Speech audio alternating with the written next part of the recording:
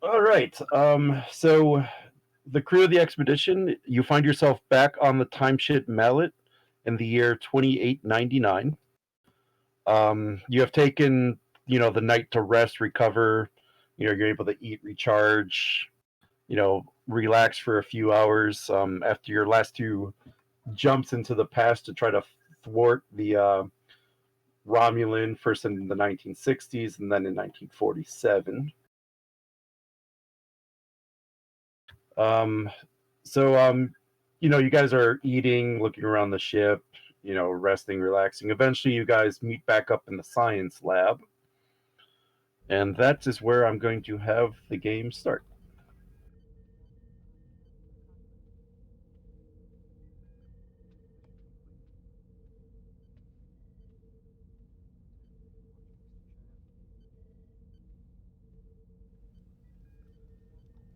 So, what information have we gathered so far, or do we still need to gather more? So, the commander of the ship has basically given you free access to the ship's time sensor logs, which you could access in this room. So, if there's anything you guys want to learn, figure out, um, you guys could do that. There is the captured Romulan in their brig, so that is also a course of action as well.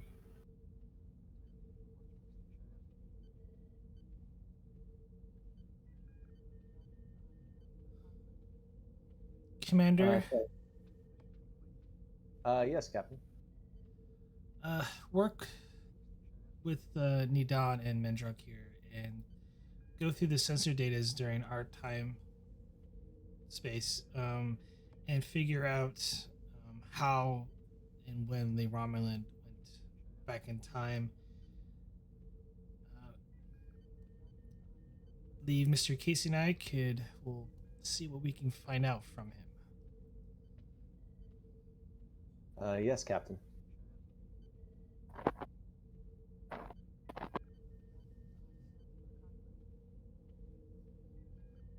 Well, Nadon Mendrock, let's get to work.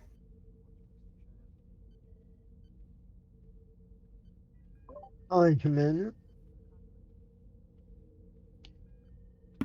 Hi, Commander. Um. Okay, so GM, are there different systems for us to scan through, or is it essentially one big system?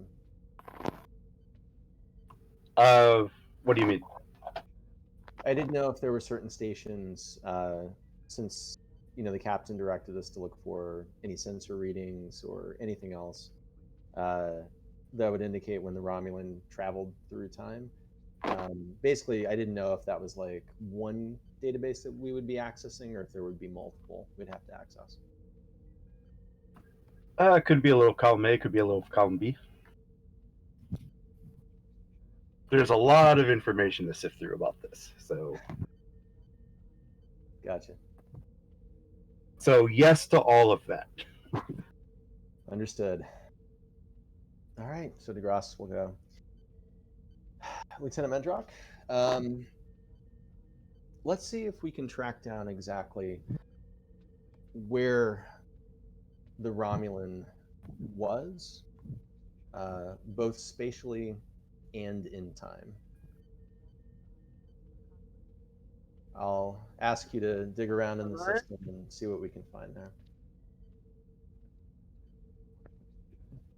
Lieutenant Nadan, you and I can start digging through and, well, checking for any changes that he made beyond the ones that we saw, and really try to get an understanding of if we can determine exactly what his mission was. Hi, Commander. Sounds like a plan. All right. There's two tasks going on from what I could tell. Mendrock's doing one, and Nadon and Dugras are doing one. So for Mendrock, I think your task is going to be a control or reason with command, I think. Difficulty 1.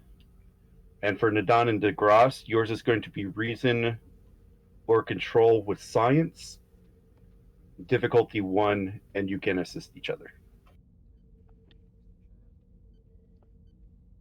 Mhm. GM, would my focus in temporal mechanics apply here? Yes. Okay. Nidan, if you don't mind, I'll take the lead on this one. That makes sense, Commander.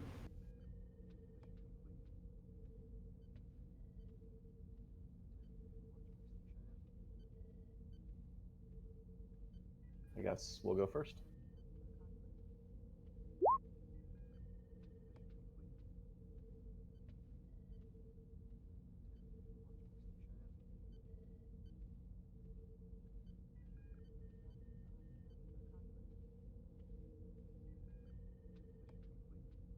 And then Nadon, you can assist with either control or reason with science.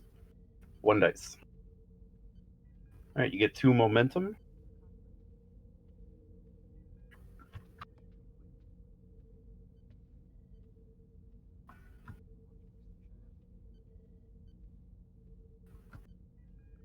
Information sent.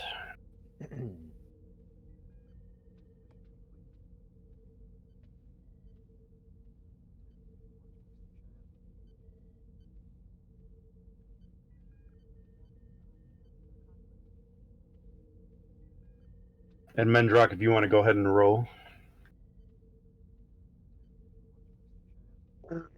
Um,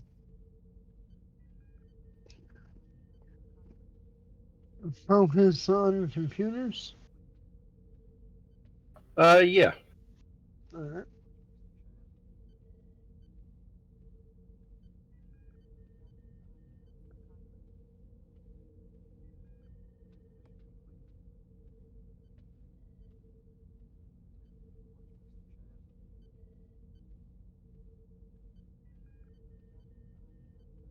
I only needed 1, right? Yeah, I'm typing it Oh. out to you. Oh, okay. Cool, cool, cool. I was getting paranoid for a minute.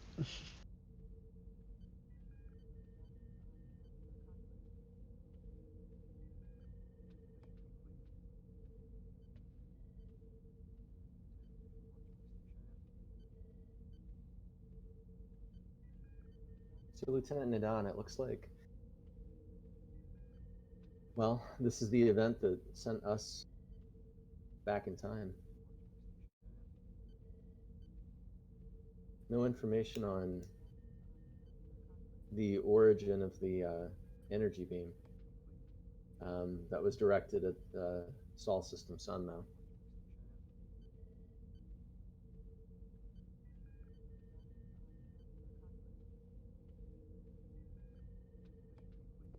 Well, Commander, there does not seem to be any information on the Romulan and the lockup, nor does it indicate whether he was or was not involved in the time stuff.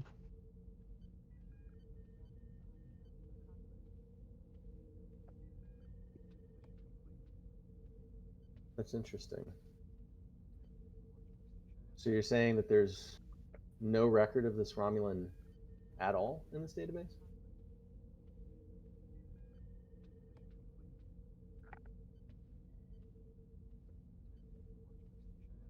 I will accept that for a question as a question if you would like. Oh, I was just double confirming, or just confirming what Mendrock said. Yeah. Mhm.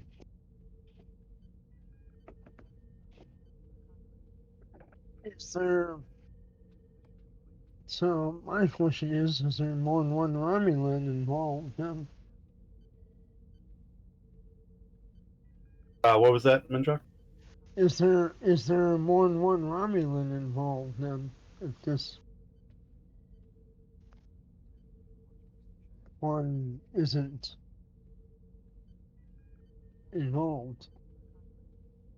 Yeah, this seems like it may have been a complex operation.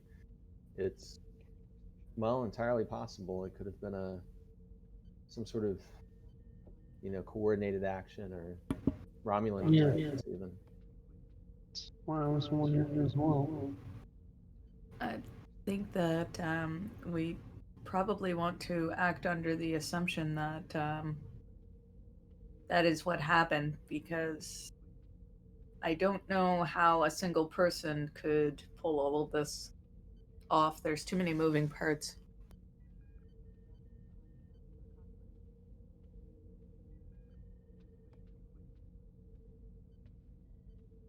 GM, do we get, you said one free question, or?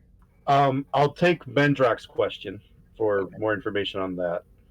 So that'd probably be a momentum spend for Mendrak.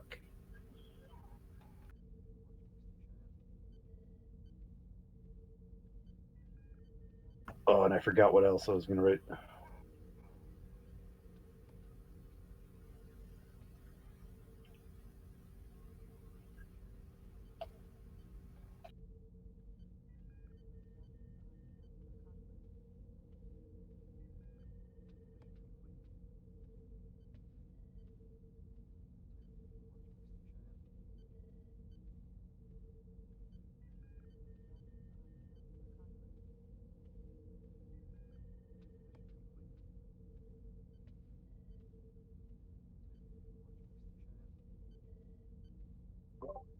Sorry, Commander.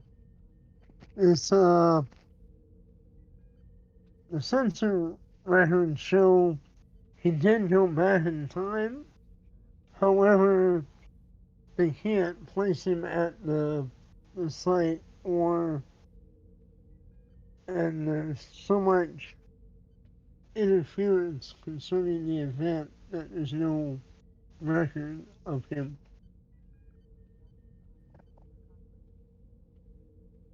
And this would be the events on Earth in 1947. Interesting. These are so the events that you're scanning for are the events at your time. Okay, our time only. Okay. Yeah. Yeah. So what I sent him is basically the database, the temporal sensors do have him going back in time. However, the sensors cannot place him at that event that triggered everything. But they do confirm that there was heavy interference.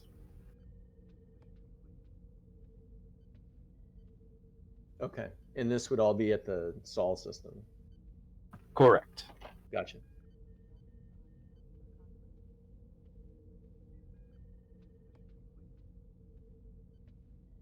Huh, that's interesting.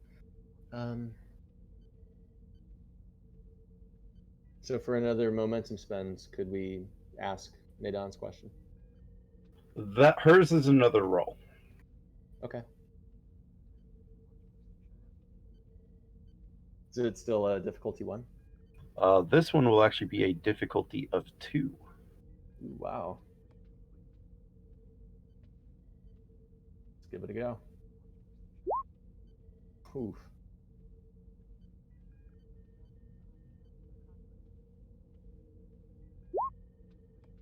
So it's 1 momentum for the complication? It's 2 to clear it.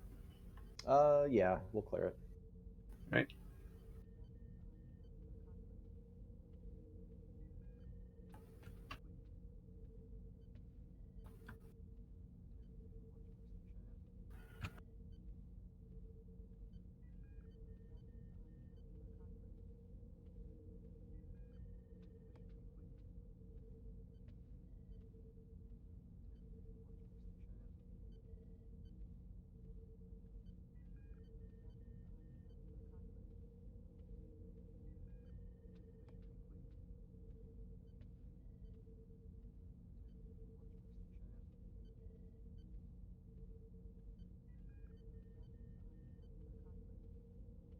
Well, Lieutenant Nadon, what do you think?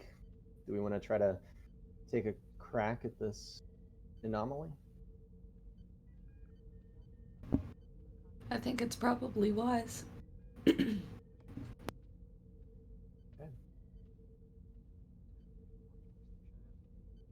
Well, Lieutenant Mendrock, stand by. Depending on how hairy this data gets, we might need a little bit of help here. We're both scientists. We're not exactly engineers or technicians. I'm always at your service, Commander. I appreciate that, Lieutenant. All right. So while you guys get started working on that, we will head with the captain and commander.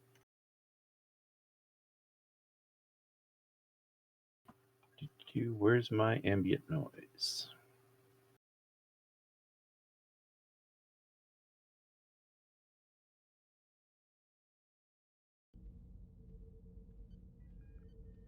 You guys, you and the captain and Commander Casey arrived just outside of the brig.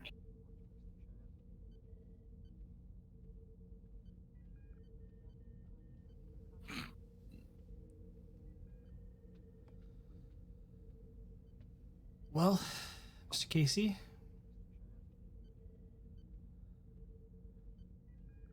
Ready when you are, Captain. Will you be leading the interrogation?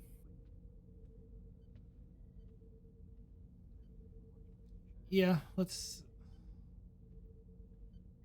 If not, you can always play bad cop. I'll try to look very intimidating. And I guess we enter.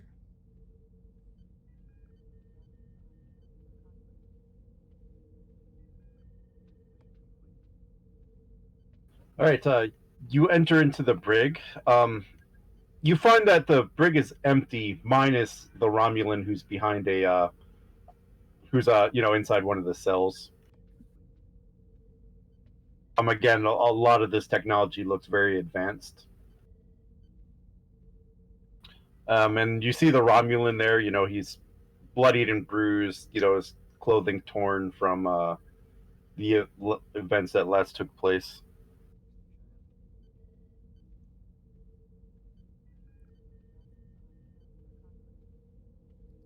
Computer, is it protocol for the prisoner not to be watched? And in a male voice, affirmative.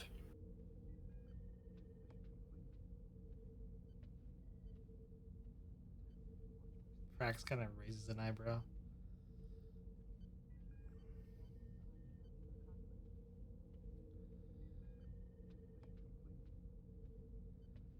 Hopefully we can have a decent conversation this time. Though I don't think the last two events we didn't even really get a chance to even talk.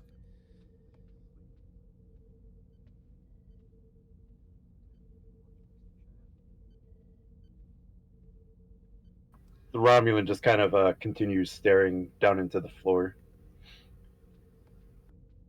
Kind of in like a nonchalant posture. I am Captain Israel Prax. You are definitely don't belong here or really anywhere at the point where we found you.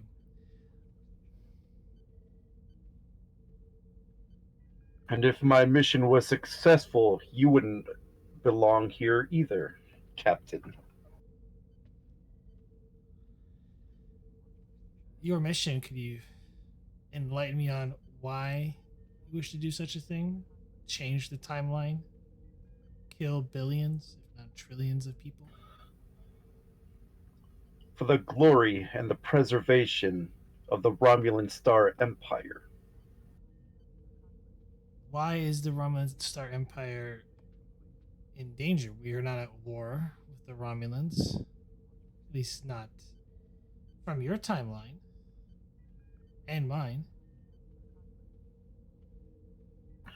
Are you familiar with your past, Captain? I am.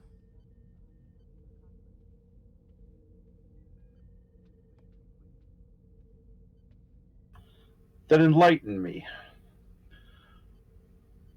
When Starfleet first encountered the Romulan Star Empire, what happened?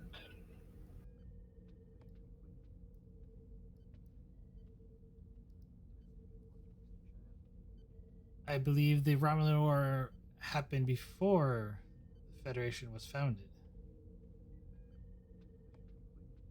As a result, um, the Romulan Star Empire, I guess I have to have a little thank you for that, but it didn't form the United Federation of Planets as a result of it, as well as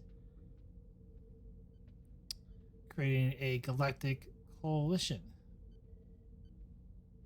promoting peaceful exploration.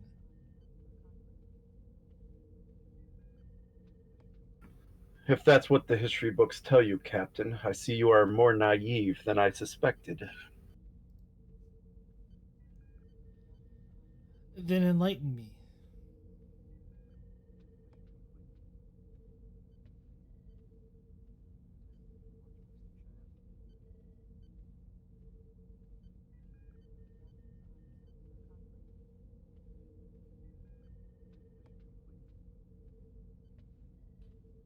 I'll give you one name, Captain.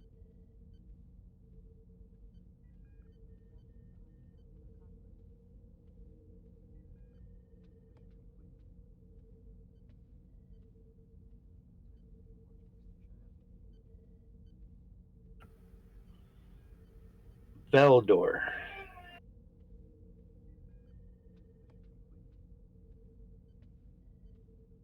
Valador?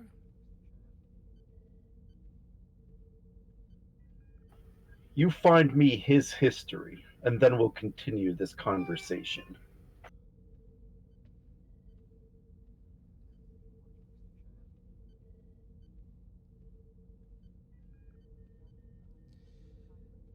Have your medical uh, needs been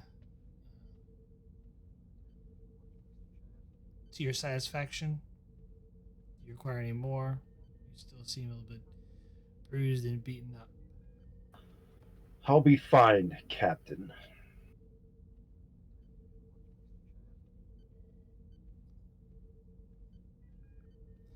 Can I do an insight check? Whether or not he seems like he's willing to go more in depth on this if I come back with the name and the history of it. Yeah, sure. So be a difficulty 2. What's the role? Uh, Insight Command.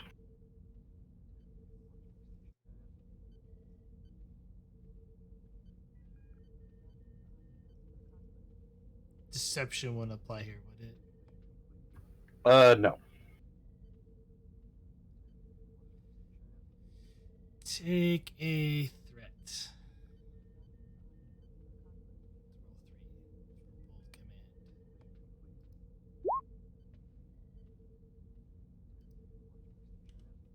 Right, gain 2 momentum.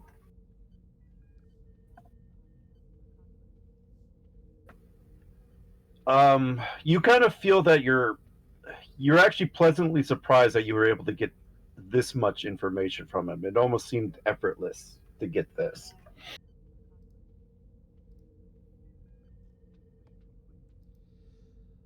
Um, since I have cold reading, I get a free essentially obtain information momentum spend during like, Okay. social conflict. Would he? Does he seem like this person Valador spark sort of like a special interest? Like either he's trying to. I guess I could say it seems like it be personal or something else entirely. You definitely get a feeling that it's personal.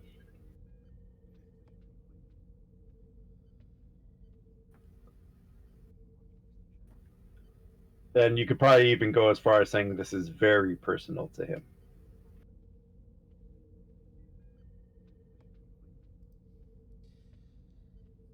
Tell me, before I go looking up this individual, what year are you from?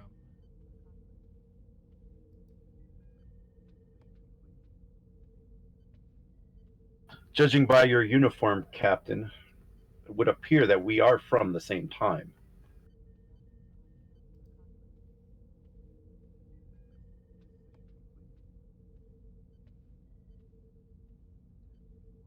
Very well.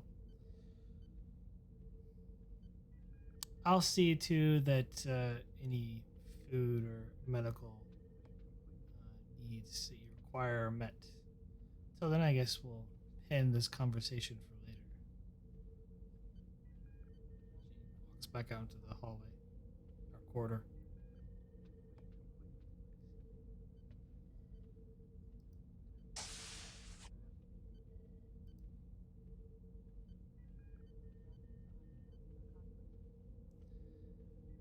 Well, Mr. Casey, what do you think? Well, he seemed to spill the beans pretty easy. A At little, least little too easy, really. I tend to agree. Although I guess it's worth investigating regardless. I'm not sure what else we have to go on. Perhaps Commander DeGrasse and the others may have gathered some other information that could be useful. Agreed. Let's head back to the lab and also see if we can look up any information on this Valador.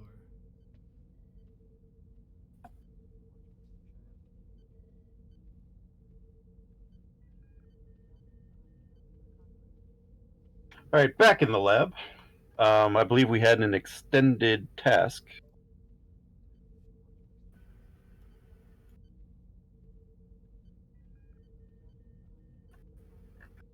Let me go ahead and throw this up for you. All right, so this is probably going to be a reason with science or control science.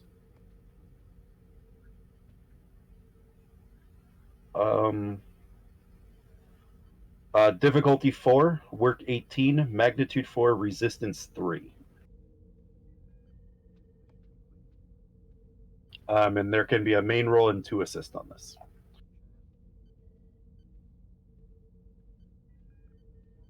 Nadan, I would say that this is your territory. I can play assist. I have coordinated efforts, so I'm probably better hanging back.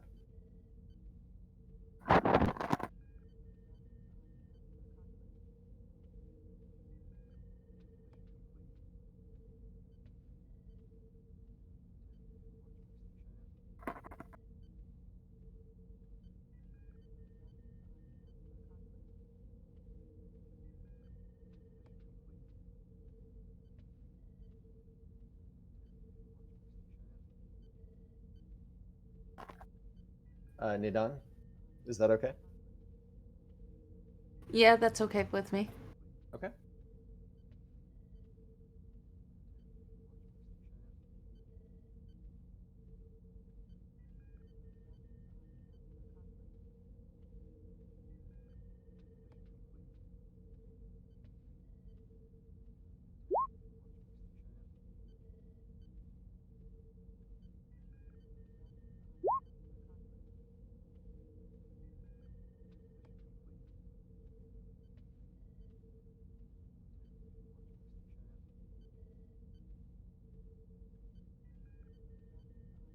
Then just need Mendrock's assist.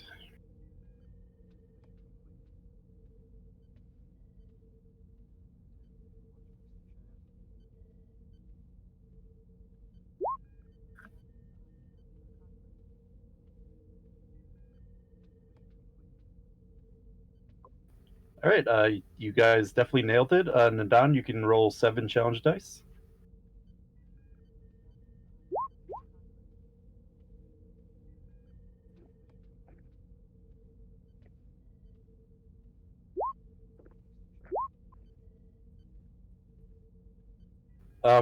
DeGrasse, what does your talent do here? So every effect rolled.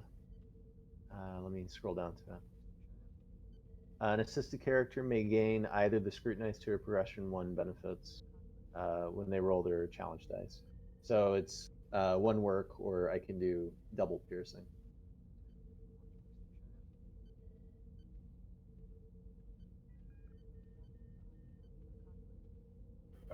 Yeah, whichever way you want to go. Let's do work. Sorry, I saw a praxis message and thought it was for me. I got really confused. All right, so then it'd be 9 minus 3, so you'll do 6 work here.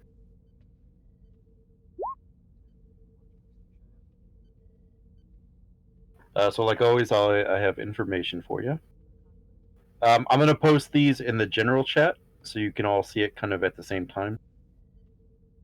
And then, role play it out as we go.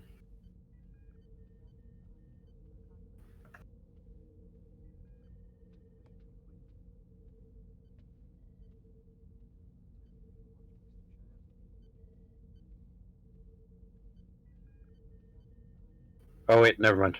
Disregard that one. I think my sheet messed up on me.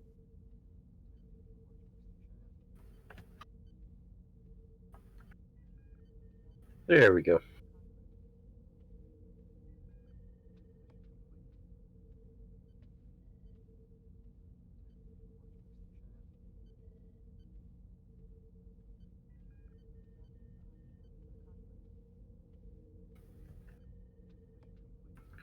It's interesting.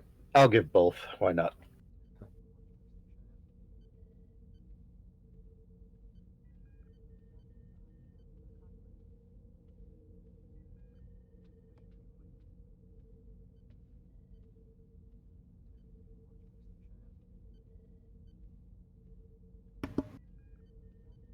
Oh, no. That's not good. Yeah.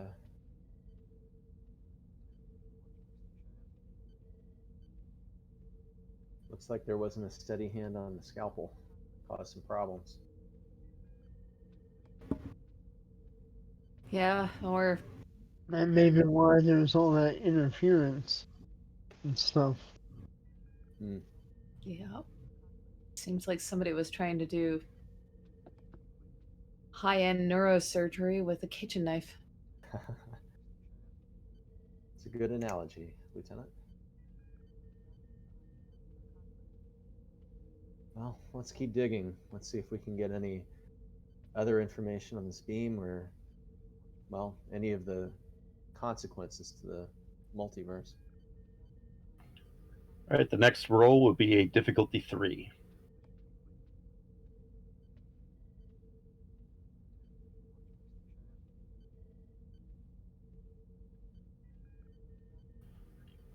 Man, all this work without using anything. You guys get this one. Go ahead and roll the challenge dice. So this one will give you 5 more work if we're keeping everything the same that DeGrasse did last time. Yes. We could re-roll those dice with a momentum spend, right? That is correct. Okay. I think maybe we should. Okay. So you can re-roll 3.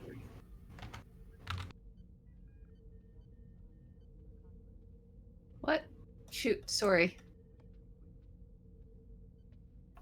Gets Sorry you... about that. I forgot you have to click away before it actually updates the number of dice. No worries. So you guys will get 7 more work, which is enough for another breakthrough.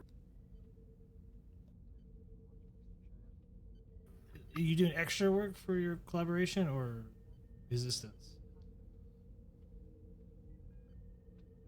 I opted to go extra work. Do you think resistance would be the better play? No, because that should be with the reroll. That's total of 10 with 7 work being done. Yeah, So, yeah, minus 3 for the resistance.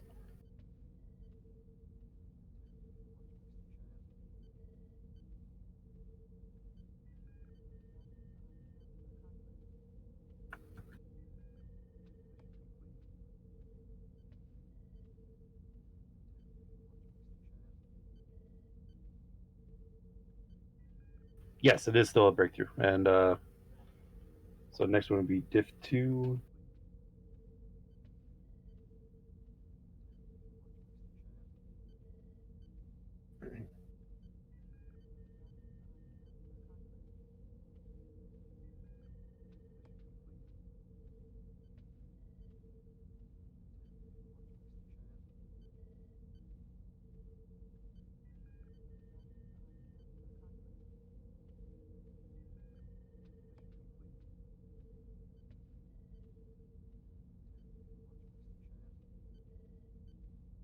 Huh.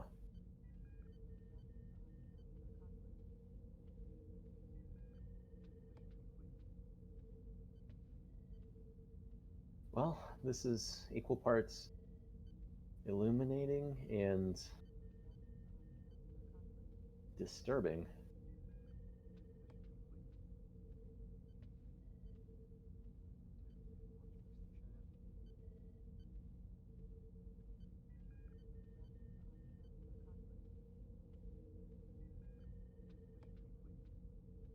I wonder This if I is- could reverse engineer it, try to correct it.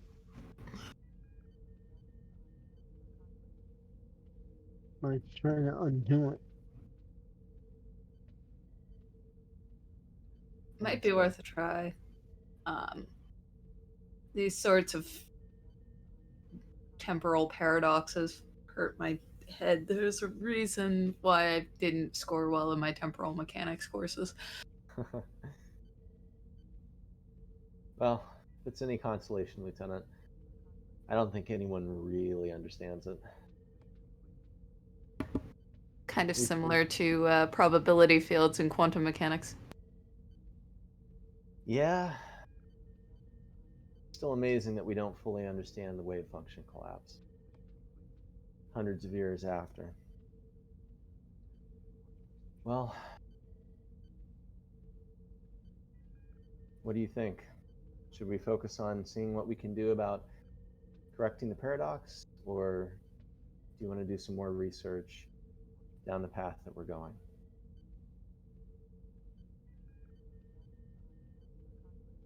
Keeping in mind they could be one and the same. If I may, Commander, I think we need to understand fully what we're dealing with before we try to fix it.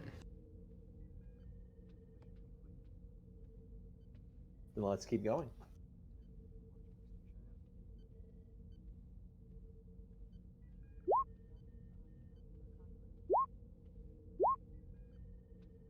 All right, you guys get 3 momentum out of this one.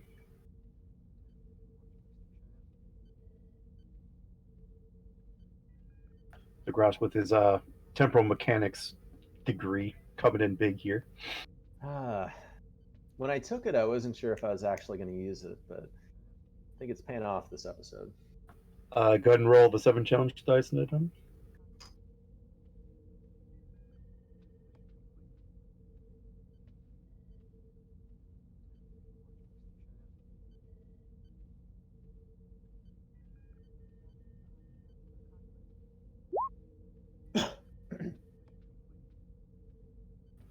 So that'd be another 7 work, which should complete everything.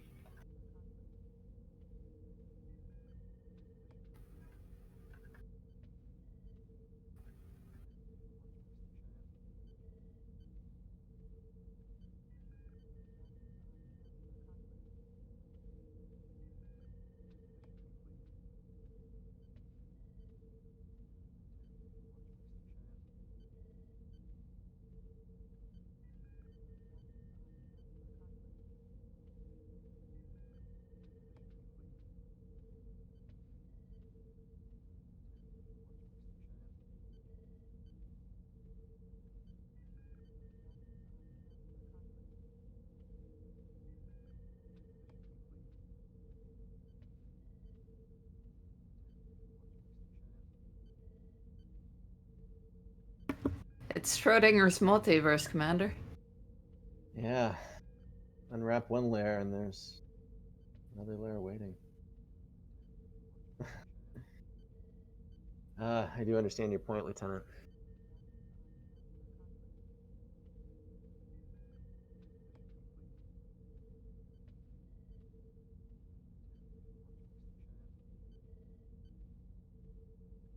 Hmm.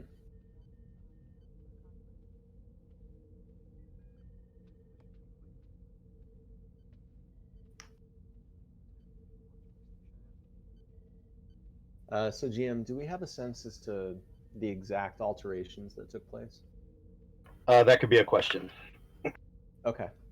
Yeah, let's go with that one.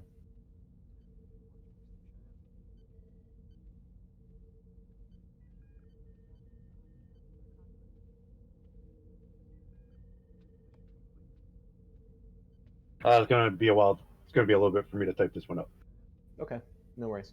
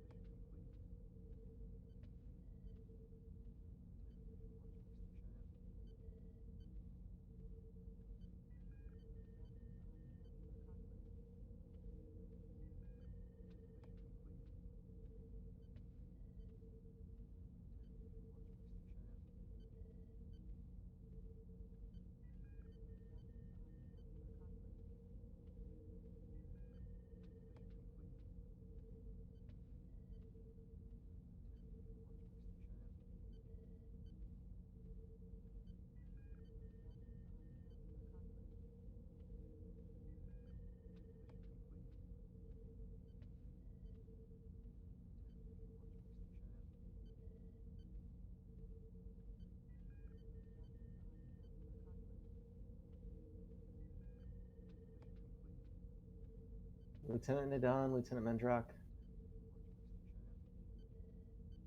are we all three understanding this correctly?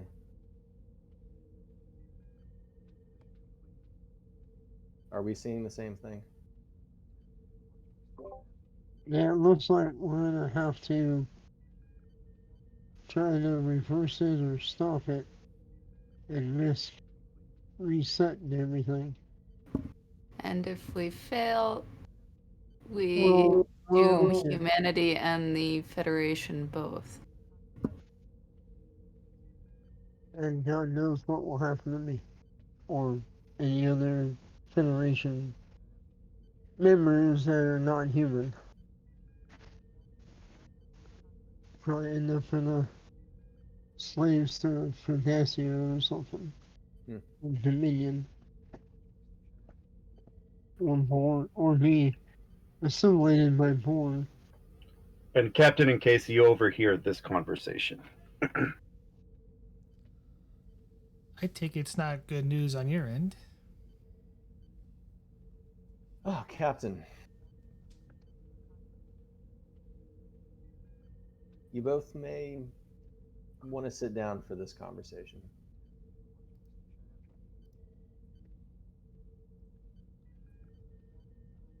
Of course, I think the only place you can sit is on a console. So,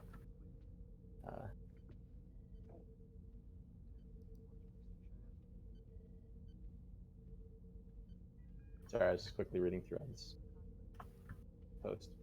oh, and if you guys need more information, of course, you have Momentum. I think Nadon already asked her one free question. I don't think she has another.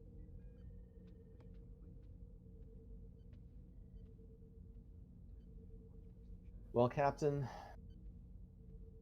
based on the research that we've done, well, we've discovered quite a bit about the anomaly and about the after effects of that anomaly. It seems, well, that it was some sort of energy beam or energy weapon that struck Saul's sun and caused the time event to take place. And there may be another layer. After digging at Well, it looks like that energy beam in a time event gave rise to the multiverse as we're experiencing it now. The confusion earlier about the Federation existing or not existing seems to be a reflection of the events that would happen were the multiverse to be created. Very short, very sweet. If we try to stop the event from taking place and we succeed, that's going to eliminate the entire multiverse and collapse everything down to just our home universe. From the research that we've been able to do, it looks like there's approximately 1.9 million variations of the universe that that make up the multiverse. If we don't stop the events and preserve these 1.9 million other universes, humanity will likely cease to exist, as well as the Federation.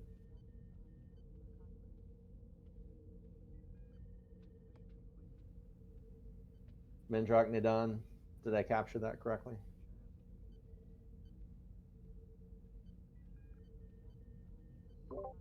I think so. I agree, Commander.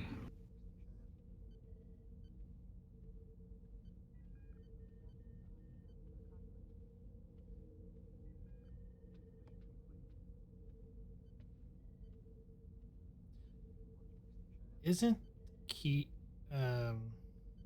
Keith human? Commander Keith, guy who's in command of the ship. Yes.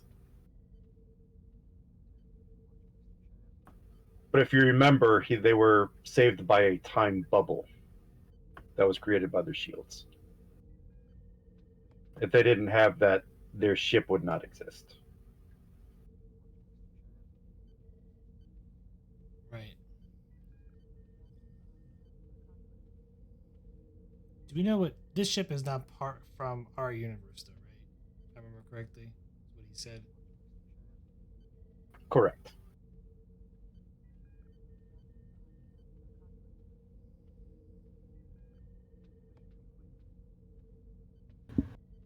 Commander, what if we were to simply undo the necessity or undo the events leading up to the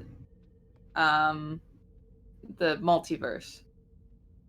By which I mean address whatever motivated the Romulan to create the multiverse in the first place. Well, I can answer some of that question for you. Try looking up a name, Valador.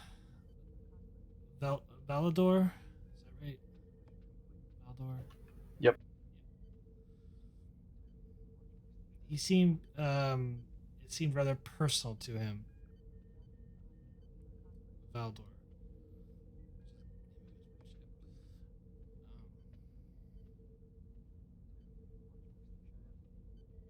He also seems to be under the understanding that the contact between the Romulans and primarily the Star of the Federation was different. At least from what at least we are told.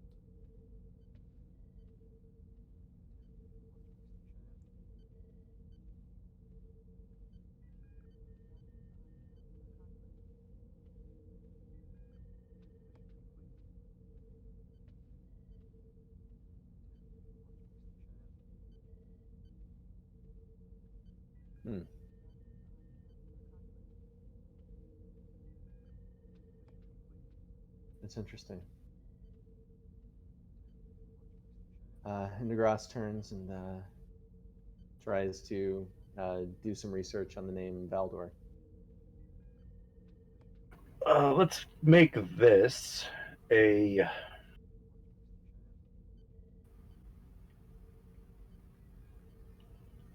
let's go with insight command. No, let's go Insight Con. Difficulty 3.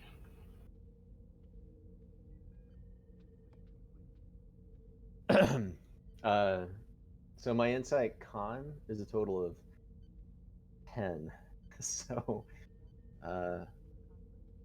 Mendrak Nidan, I imagine you can beat that.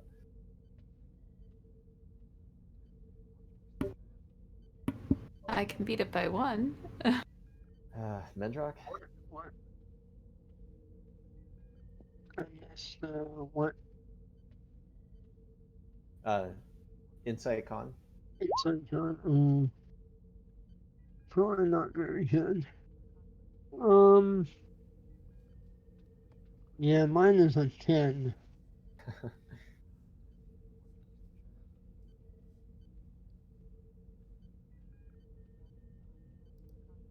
I imagine the captain's is a little higher. The captain is really the 14. DeGrasse will type in the name and not fully understand exactly what's he's looking at here. Come here, Turn to I'll the step captain. aside. Never was my strong suit, Captain. It's Div 3.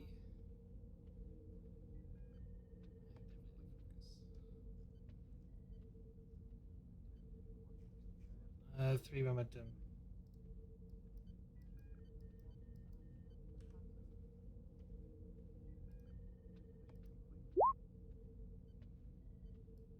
Oh, nice.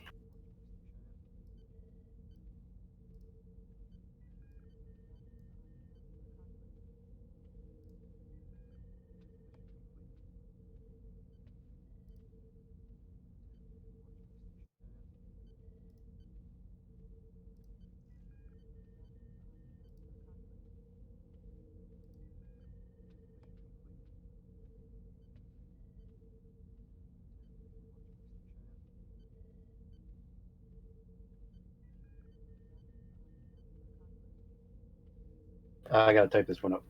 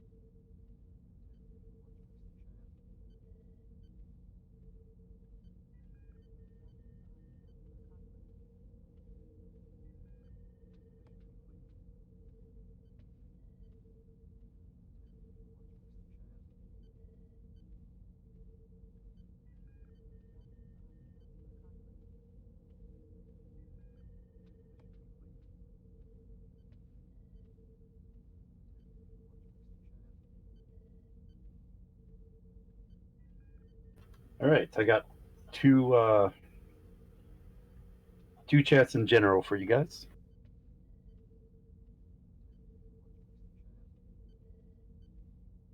So this is like the post-Enterprise era Romulan war. Yes. What's interesting is it's if you read between the lines, it says there was more than one war.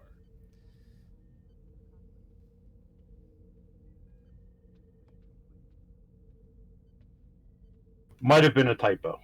But you said first war. Means there could be Yeah, a second or a third or a fourth. Remove first then. Because that's right, they went to hiding after that, basically. How long do Romulans live again?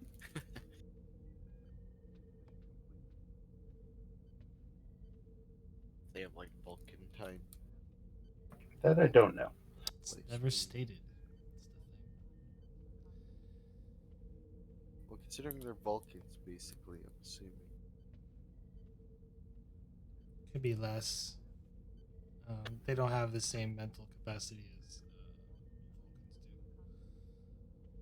It's the mental discipline that makes Vulcans long lived. They probably have something between humans and Vulcans. do. Star Trek terms are just like off topic, but by the 21st century, most humans are living to like 140. So Yeah. it's probably right around that for the Romulans too. Yeah. Assuming you're in a good family. What's that? Assuming you're in a good family and society there. But does it state where this Commander Valdor went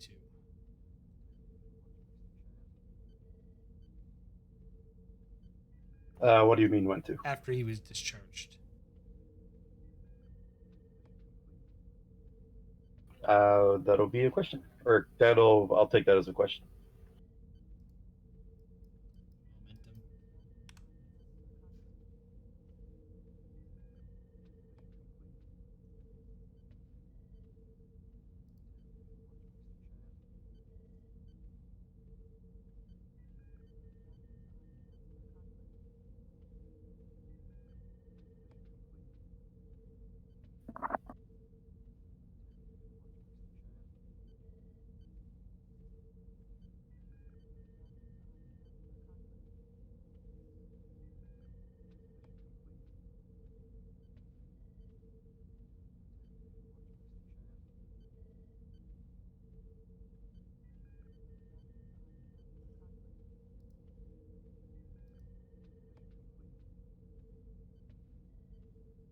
Momentum.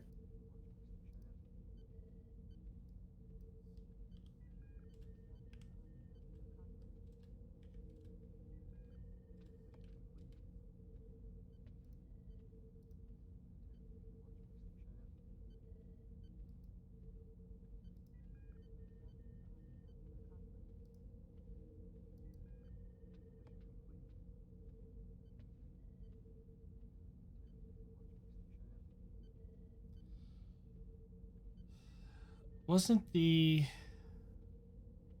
Commander Valdor though, like, because later on, like, perhaps we kind of know this because during the um,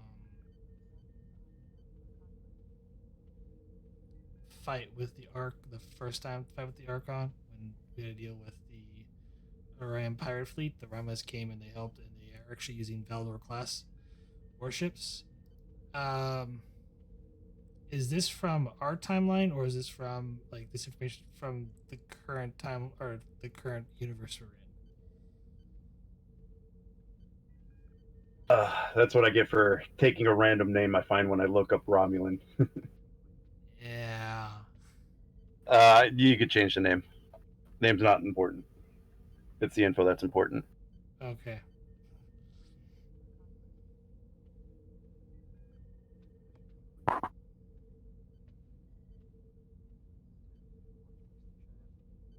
Like I said, I know nothing old Star Trek, Valdor was Nemesis, so and I've never seen that.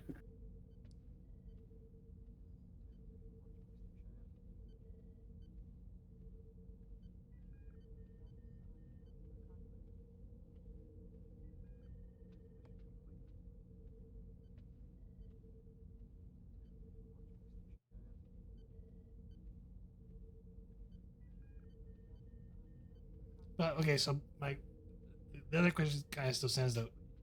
In our universe, did that happen? Yes. Yeah. Okay. Yeah. This is you. The Federation itself would have no knowledge of any of this because this is distinctly Romulan. But under the files for your universe, this happened.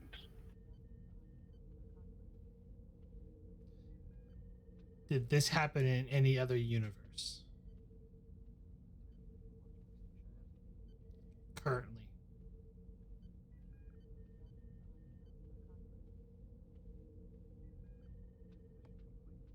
That'll be another question.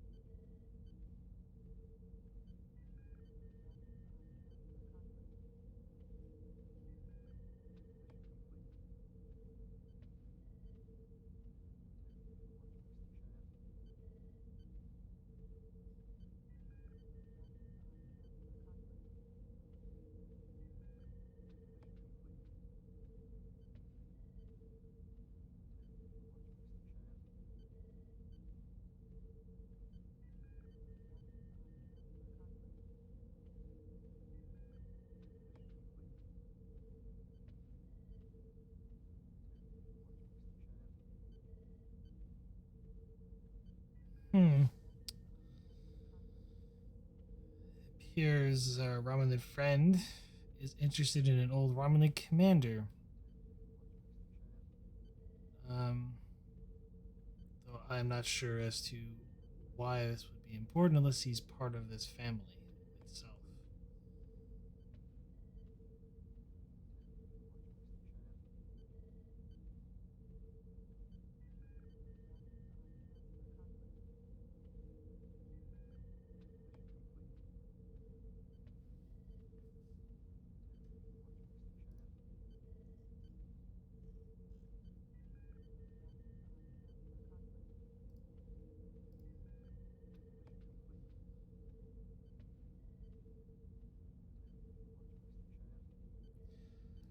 Commander, see if you can't cross-reference our Romulan friend that's in the brig with this family,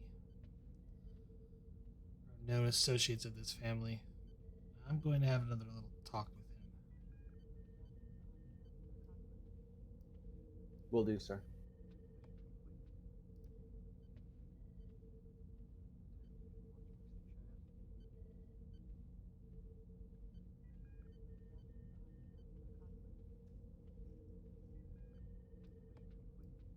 Back in the brig. I'm assuming you're taking Casey with you. Yeah. They don't have security there. It's mind-boggling. Unless there's holographic security guards that just magically appear. Technology far, far more advanced. They're not worried. Huh. Says the monkey, throws a wrench into all of it. Yeah, she heads back to the brig.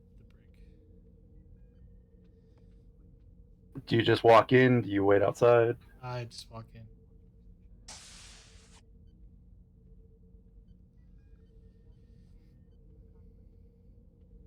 Well, I did some digging.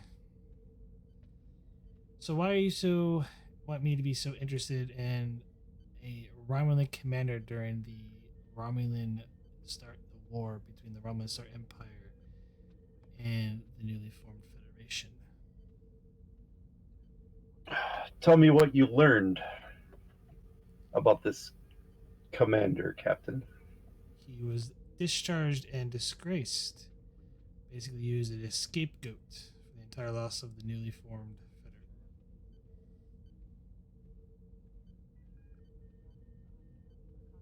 Is that right? For the entire loss, yeah.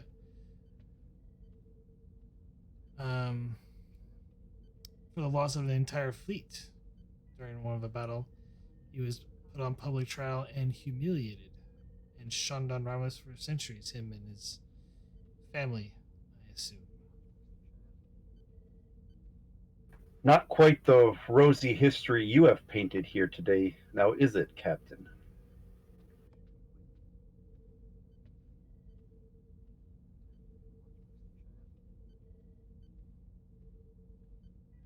I beg your pardon.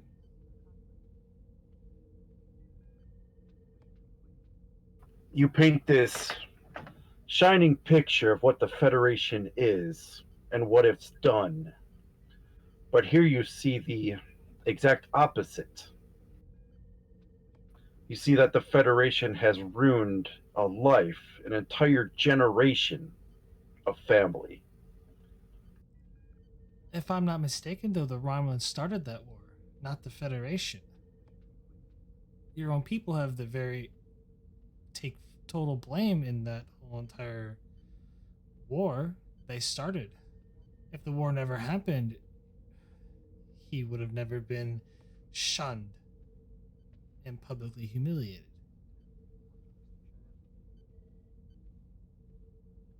Your ships penetrate our space. Go where you're not wanted. Disregard for our sovereign laws, and you blame us for this conflict. The Romulans and the Federation have a treaty, and we respect the borders and even established a neutral zone that no one either side cannot cross. Federation ships do not cross into Romulan space. That is a law, because we know if we do, it will start another war. One war that we tend not to want to begin in the first place.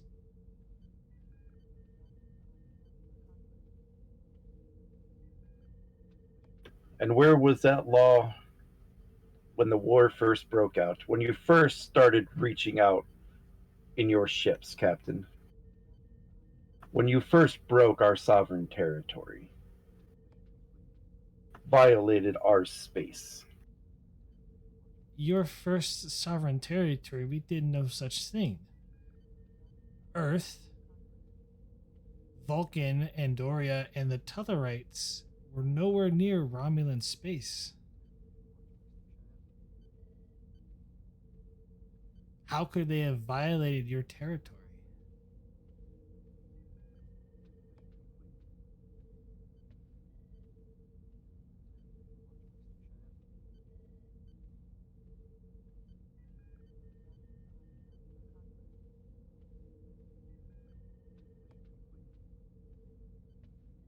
And he just takes a big breath.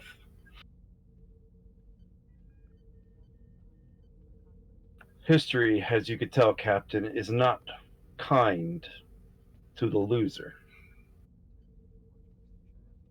It never is.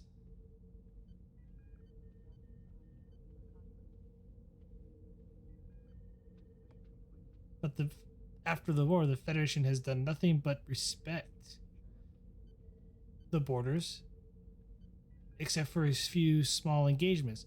Usually, in the worst case, was responded by equal measures when Romulan vessels crossed the neutral zone, which did not happen for another 100 years after the war.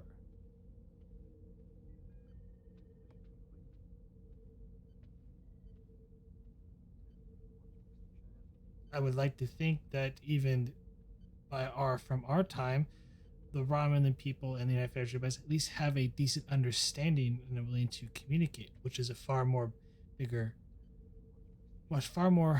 progress that was made when the first Romulan War broke out. You have no idea of the suffering that has happened because of that war, Captain. You have no idea of the suffering my family had to endure after that war, Captain. And I'm sure the same could be said about other people on the other side. No one has suffered greater than my family has suffered.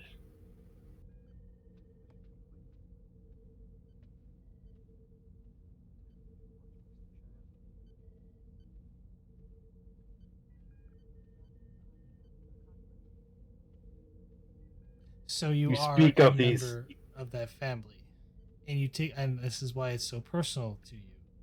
I understand. I get that. I do. I really do. But sometimes you must move forward,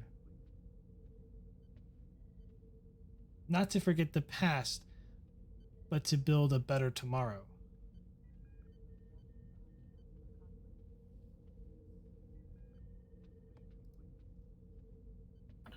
And that is exactly what I seek to accomplish, Captain. By changing the timeline, do you realize that even this event still occurs 63.98% of the time, even though you've wiped out our own universe? It still happens.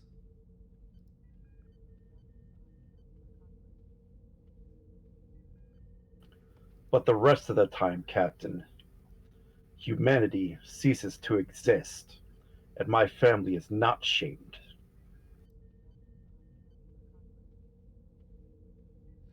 So you prefer to commit genocide, kill billions, if not trillions of people just to satisfy the fact that your family remains with honor? Where is the honor with that in that? How would you feel if some rogue Starfleet captain went back in time and wiped everyone off the face of the face off of Romulus, destroying your people? You wouldn't feel too happy about that, would you?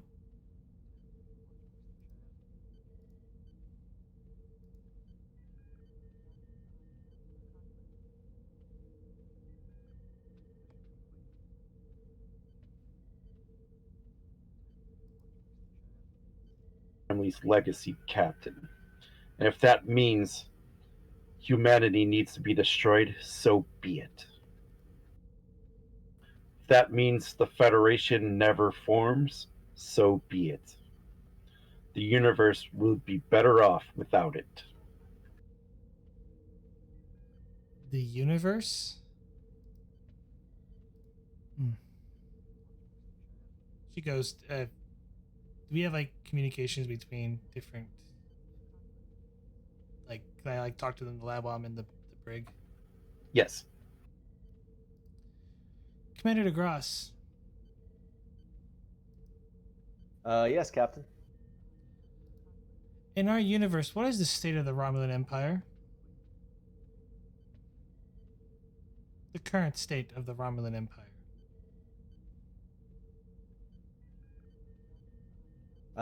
In the current time period in which we reside, Captain? Yes. GM, I would like to do a quick search. Which universe? Ours. Like the one he altered. That does exist, but it's just not. Okay. The one where you guys come from. Yeah. And so does our Romulan friend. Okay. Give me. Durgas, give me. Um, let's go insight science, and we'll call it a difficulty of 2.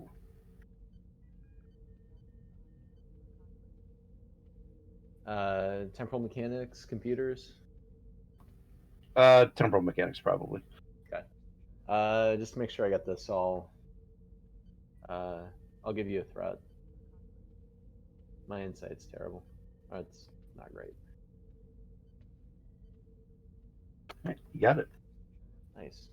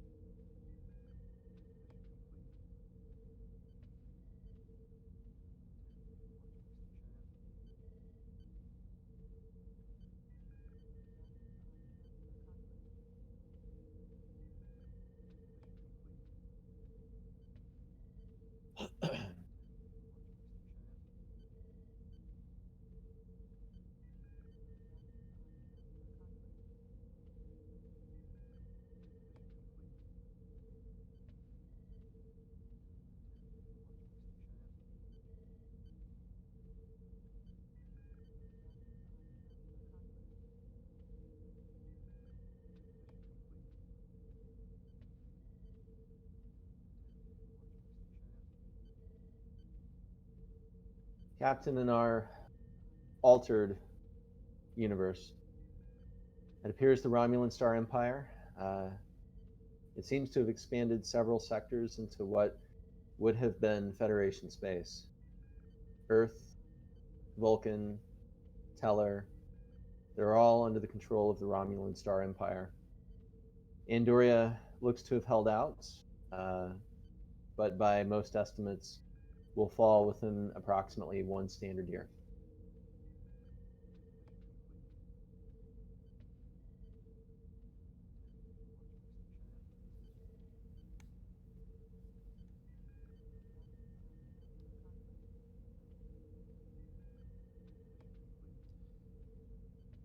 Thank you, Commander. Of course, Captain. Let me know if we can get you anything else.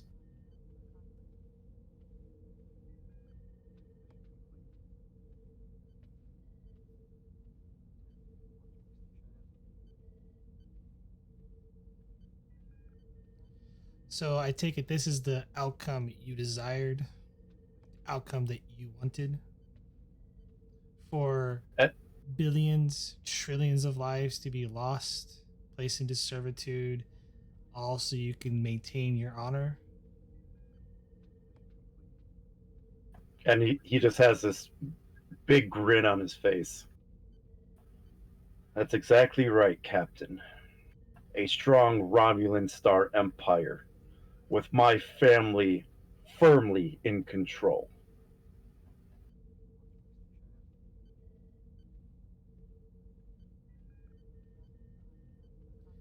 We'll see about that.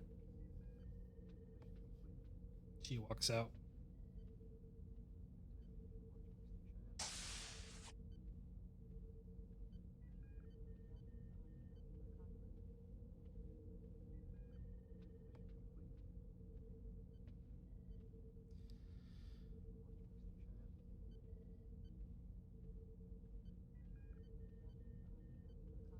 Let's head back to the lab and see if we can figure out a way to undo this whole mess.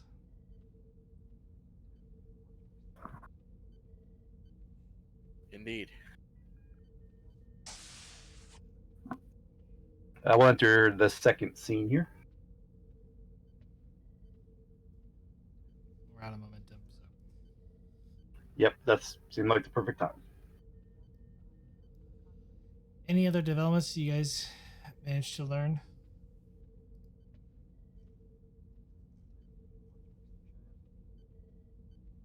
Well, Captain, we're still doing some digging on the request that you had to connect the Romulan to Valdor.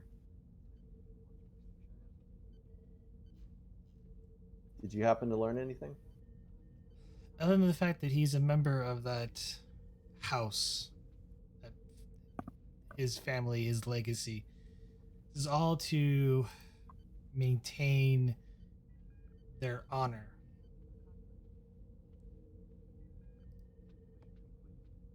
Well, you're quicker than we are.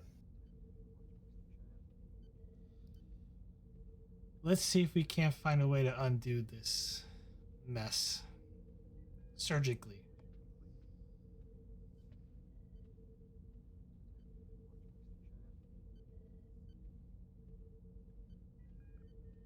Well, lieutenants, do either of you have any ideas?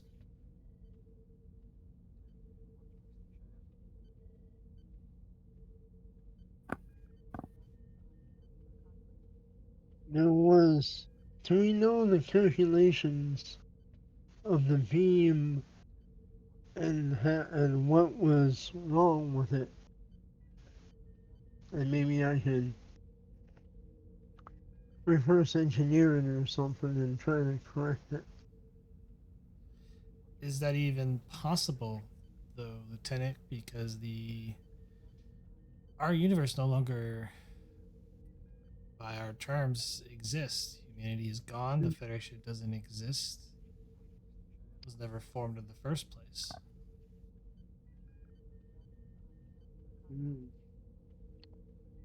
Maybe a problem.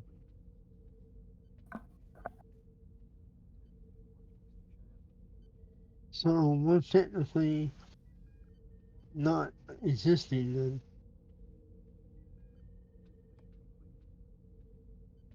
at least in our current state.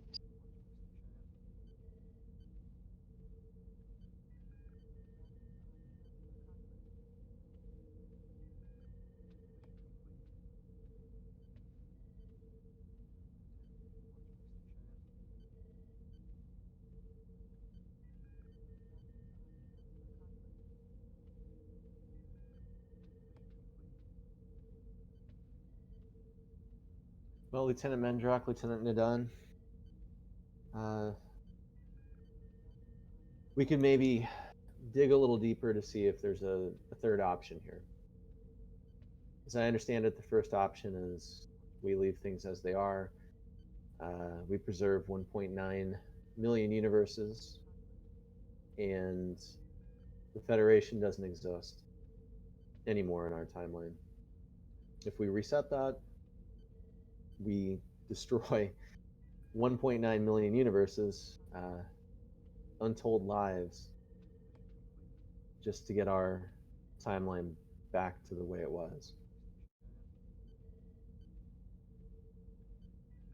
There has to be a third way.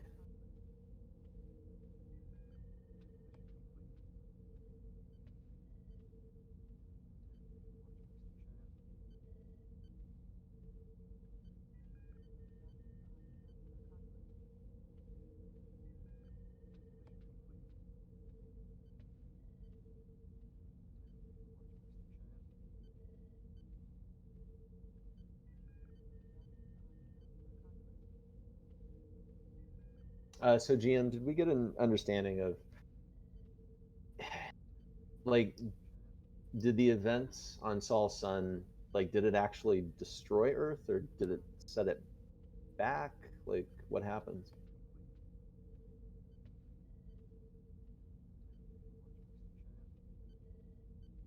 Oh, I thought you guys got that information. Okay, I might have just forgot it. Okay. I gotta look.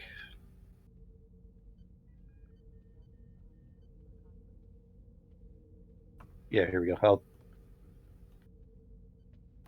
What I'll do is I'll take all of the information that I gave you guys, minus the questions because that's not in my notes, and I'll repost it all in one place here.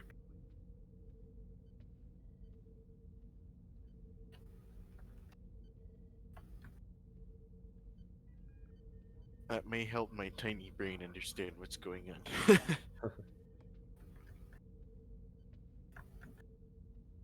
Oh, this is definitely time shenanigans. Wibbly wobbly tiny white.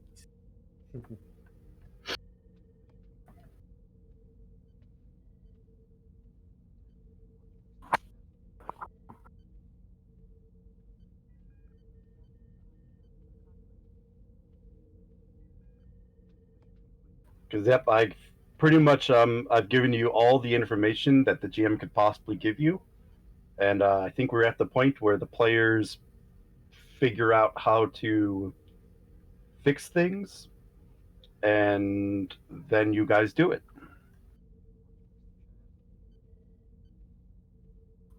Yes, how do we fix the universe? Okay. Yeah, I see where I was a little confused. The part right after the causing widespread power outages and things. I didn't know if that next section where it's talking about the effects of the anomaly was the effects on Earth or the time effects in the multiverse. Yeah, the extended task was the time effects and the creation of the multiverse.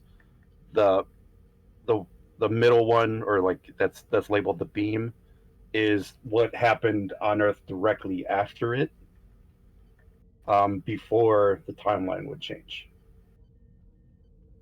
Makes sense.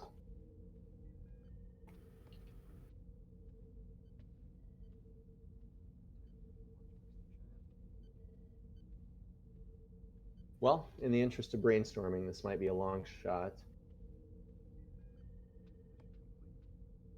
It appears that the real divergence that set the Federation back was the massive damage done by the coronal mass ejection from the sun. the beam itself striking the sun appears to have actually created the other timelines, since that was the thing that was in error. So technically, it should be possible to have both the beam strike the sun, creating the multiverse, and also try to prevent damage or try to confine the damage done to Earth. That way, Earth wouldn't be set back and the Federation would still exist in that timeline. Almost. Damn. Very strong start, though, DeGrasse. Very strong. Thank you. Well, is the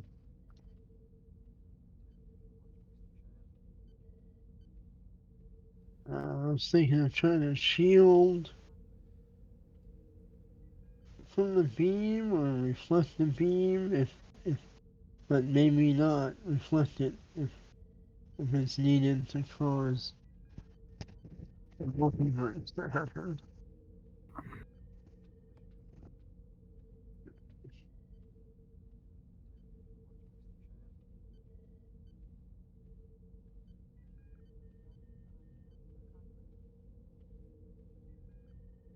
So, Captain, did our Romulan prisoner,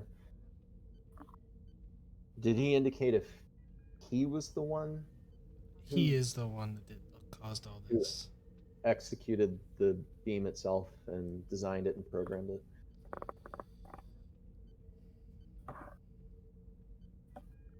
I don't think we'll be able to get any more information from him. Well, I ask because we learned some information that, well, with the multiverse, was it 63.98% of universes exhibited the same events? That would mean that roughly, the rest, almost 40%, a little under, exhibited alternative events. If he's the one who designed the beam and programmed it, I wonder if it's possible for us to work with him and both of us achieve our goals. For us, it's returning to our native timeline where the Federation is whole. For him, it might be returning to an alternative universe in this multiverse where his family is not dishonored and we don't have to return to the same universe.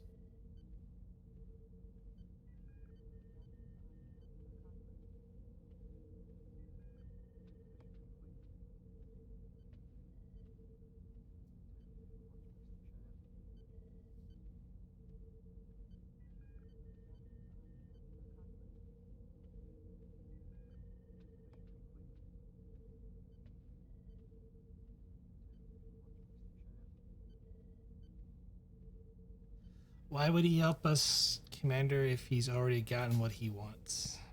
That's the problem. No, it's not. How We would hold the key. If we reverse the events, how then how are we here's going the to way. reverse the events, though, Commander? Well, you haven't given us an opportunity to see if we can, Captain. I'm sure we That's can. why I'm asking you to formulate a plan, Commander, to be able to figure out a way that we can reverse this process entirely. If we have to bring him in, then we'll cross that bridge. But at the moment, he is not going to be able. He will not help us. Captain, I'm not sure I understand. You're saying devise a plan to reverse the process completely, Yes, with the understanding that we're not going to execute on it?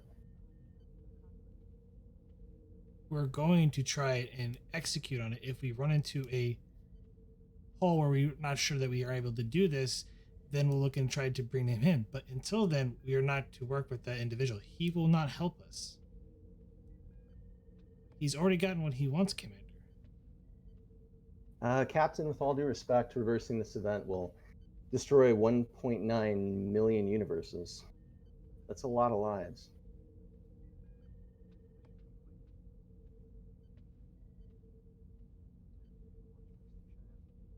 And I'm giving you an order.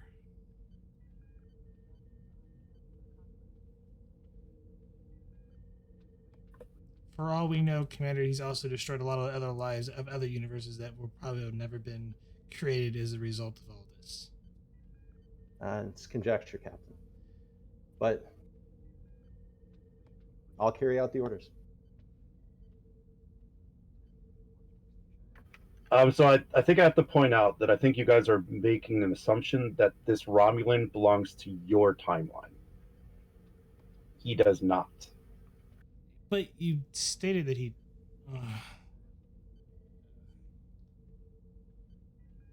Because if you remember, the timelines that you have experienced over the last 2 episodes were to help this timeline from meeting the same fate as your timeline. And then they could help you go back to try to fix yours. That was the deal. Of which you were successfully able to stop this Romulan in this timeline.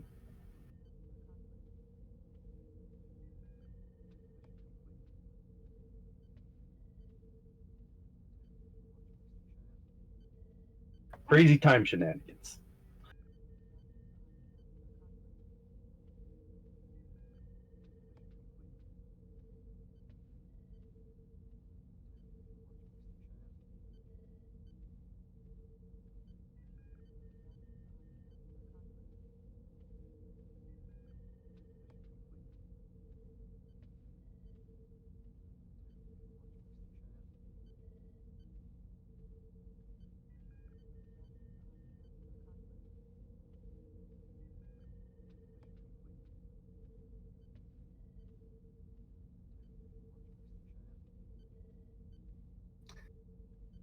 Yeah, so Lieutenant Mendrock, Lieutenant Nidan, let's get to work figuring out if we can reverse this event.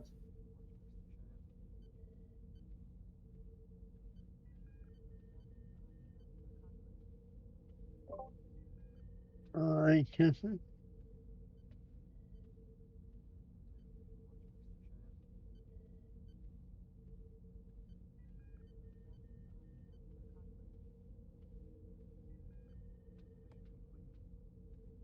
I'll prevent the beam from hitting the sun.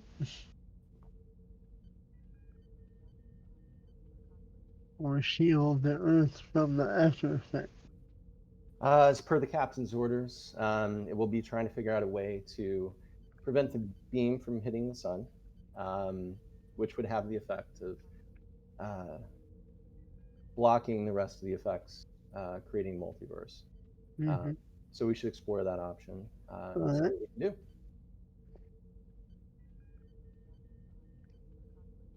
do. Now if I can pick the Romulan's brain, so I can reverse engineer the beam and cause it to like explode or something. Well, the captain has indicated that outside of extenuating circumstances, we're not to gather any more information from the Romulan. So Well, let's see what we alright. can do. And then we have to find them. Alright. So develop something to put near the sun that can reflect and redirect the beam back onto itself.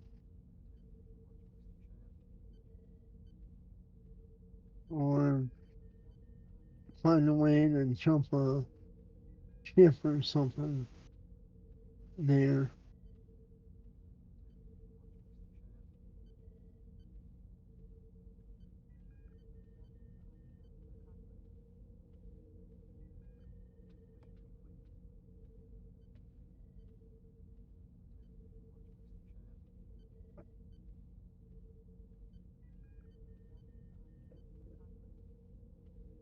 Well, can I manufacture something that will reflect the beam back on the ship?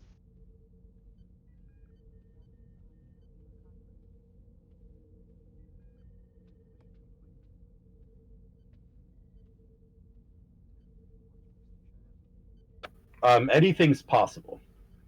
And then try, and then have them beam the ship, or beam us back in time to that moment, and then put that device in the path of the beam to reflect it back.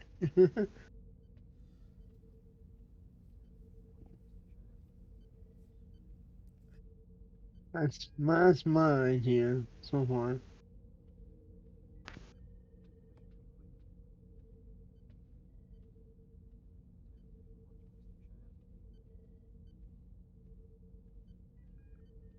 So So I could answer Casey's question because I think this is very apt because I think you guys are onto something now. yeah, So the last two episodes, um, imagine the first event actually happening, but you weren't there to stop it,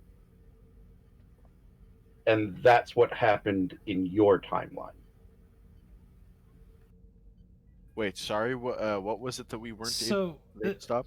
okay, so my question is like this is like the thing that I'm like, because I know everyone's like focused on the beam itself, and I think we can't stop the beam because the beam doesn't actually happen anymore because the timeline was completely changed in our universe. So we have to go back to a point in time to where he went to at that moment and stop him in our universe to reset our timeline to get things back to normal, and then maybe go back into at the moment of time in our universe when the timeline resets, stop him then from doing the beam, because I think that's the only way to stop it entirely. Otherwise, we create and hopefully undo the paradox. Alright, now I'm really confused. yeah. But in that scenario, Prax, if we go back and prevent him from doing it before the beam's created or hits or something like that, that obviates the need for us to go back in time at all, since the multiverse wasn't created. But how we can stop the beam if the beam doesn't happen in the timeline? We're in a paradoxical loop. We have to end the paradoxical loop, which means we have to do essentially a couple things.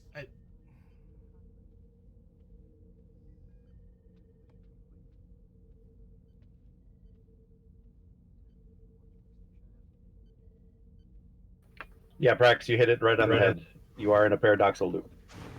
The thing is, if we try to uncouple it, the impetus for us to uncouple it will be removed. Therefore, it'll happen again. Yeah, since we're in this, there's technically no way to stop it from a logical standpoint. Because if we go back and stop it, there's no reason for us to be in the situation to then go back and stop it, which means it just. So I guess we have We're to figure creating out a new paradox, is what we're doing. The idea we're is trying to bust out of it. we're trying to stop a paradoxical. We're creating a paradox. We're stopping it going, but we're essentially creating a new paradox to cover the to undo another paradox, is what we're doing.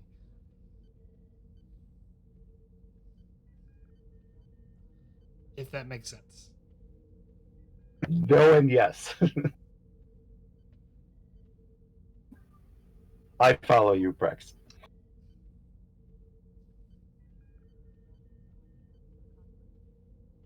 It doesn't make sense because it's time shenanigans, but it makes sense, yes.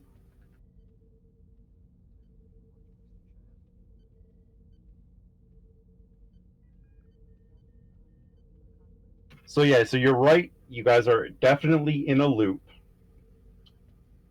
So the question is, and this is what you guys are ultimately trying to solve, how do you get out of it?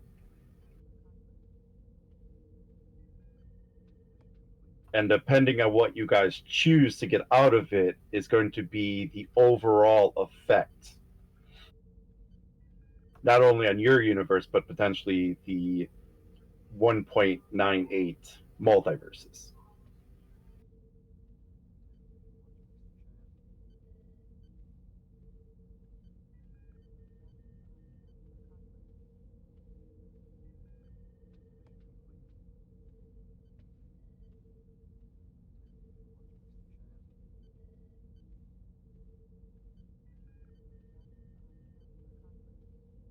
So again, I go back to my previous idea that we don't try to stop the loop, we lean into it. We allow the events to take place. We engineer a situation where somehow the Federation in our universe isn't destroyed through the destruction of Earth. That way, the event still takes place, the timelines are still created, but the thing that we're ultimately trying to prevent doesn't actually happen.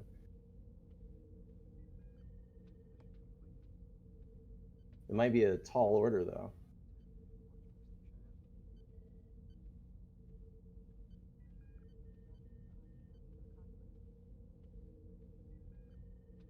Which is why we have to probably go back to 1947 in our universe and stop him there.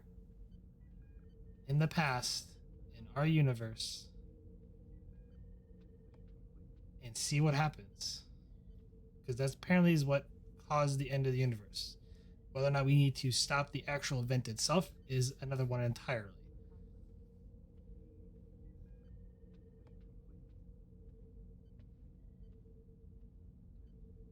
GM, do we know if that's causally connected? The Romulan, like going back in time, I guess, to our universe, to Roswell?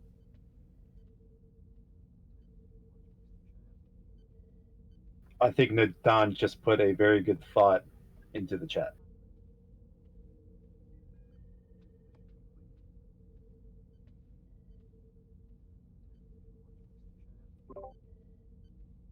Mm.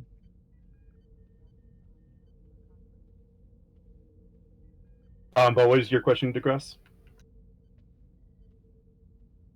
I was asking if the Romulan traveling back to Roswell in 1947, I guess, was the same Romulan that caused the energy beam blast or the destruction of the Federation. You would have to operate on an assumption that, and you could probably make this as a good educated guess, that the Romulan was indeed the one to cause the time rift in the first place. Okay. Which would mean you'd have to place him there at the original event.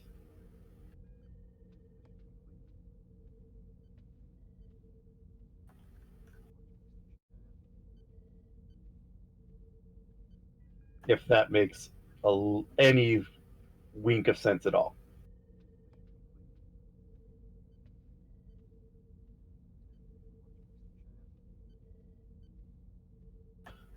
Um,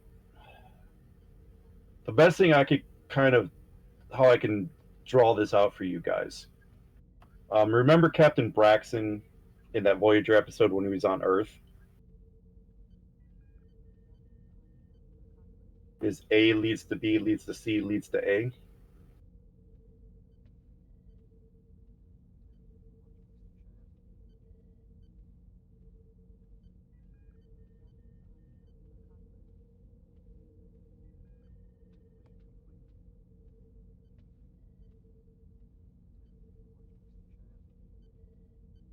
GM to Praxis question. I thought that was the case, correct? Because you identified our universe? Correct. Okay. As the original one. Yep.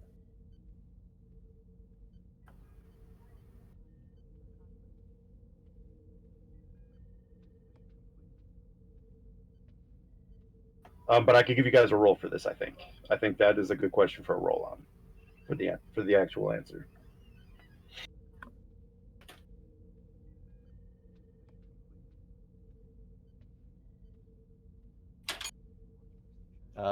Yeah, let's do it. Let's go difficulty 2, reason science.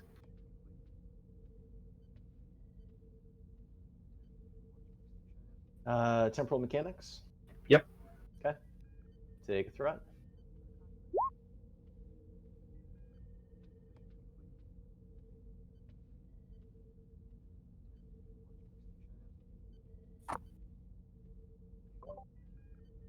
My assistant, I turn on your own.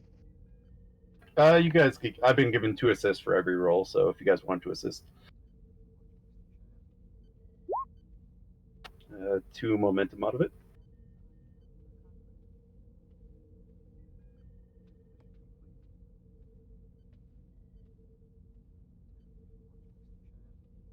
All right, how to describe this? So, originally, there was only your universe. The beam, with it being miscalculated, when it caused the time rift for whoever to get back in the first place, um, basically caused like an anomaly to happen at that point that created the multiverse.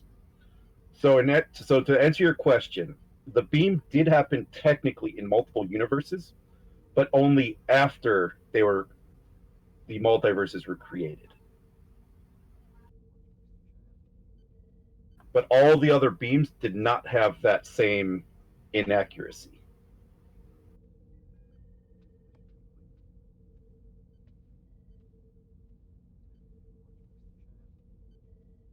So would DeGrasse, Nadon, and Mendrock know what would happen if the beam was properly calibrated?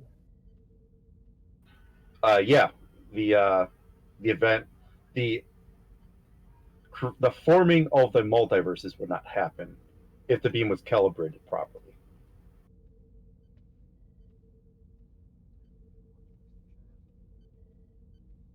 Okay.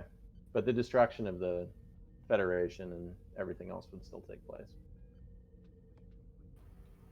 Yes. Okay.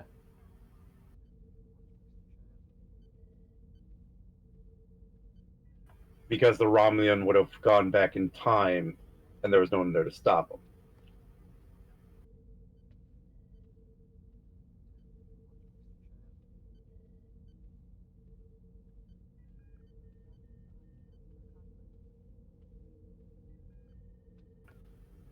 Well, Nidana, I think the GM said that you were on the right track, right?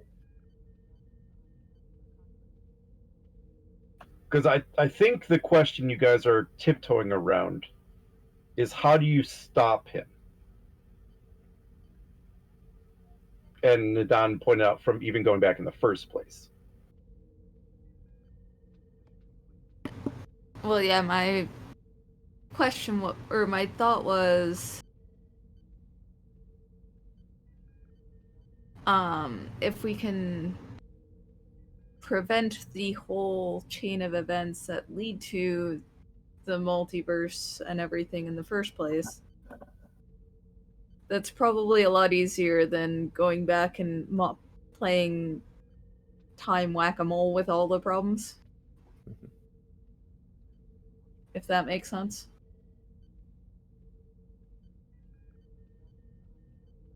Assuming the original timeline still exists in the multiverse somewhere and we can get to it somehow. I can answer that you can. They can put you at any point in time before, after, during this event in your original timeline. The time ship from your actions is back to full power. They can literally send you to any point in time you want and get you back.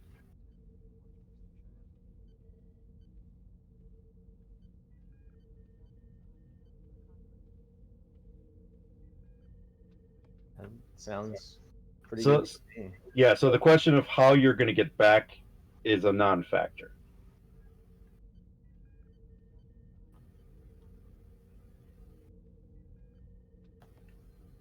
I think I think what you guys are trying to figure out is when and where do you want to stop the Romulan?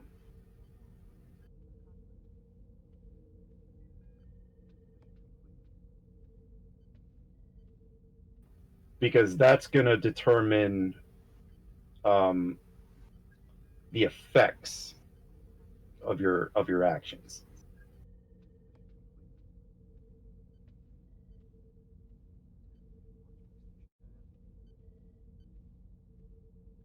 Scanning through the stuff that we discovered, we didn't find that out, did we?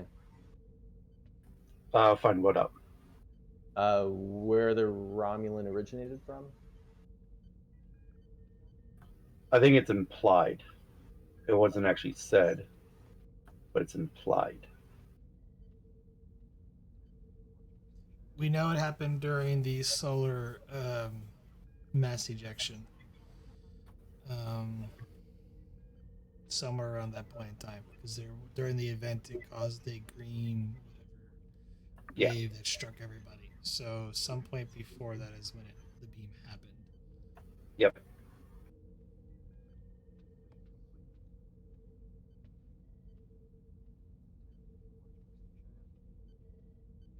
Because if I told you exactly where, that would basically ruin my entire ending scene.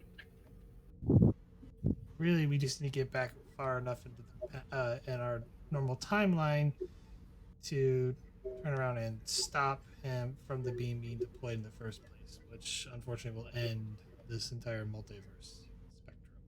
Yeah. And that, of course, is one option. You can definitely go back and try to stop the entire event from happening in the first place. And just according to what I gave you guys already know the effect of that. But Jim, if we go back and just stop him in the past, but that would still secure the paradox and allow the multiverse to still exist, though, wouldn't it? Because the beam technically happened, even though we're rewriting the timeline. Right. So I think what you're saying is you wanted to go back to 1947. If we do that, that saves the multi-universe and protects our own timeline. Correct. That is another option. Which is what I think the commander was wanting to do in the first place, was to make sure everybody still exists. Yeah. No, I was trying to figure out a way to not make sure we kill like trillions and trillions of beings.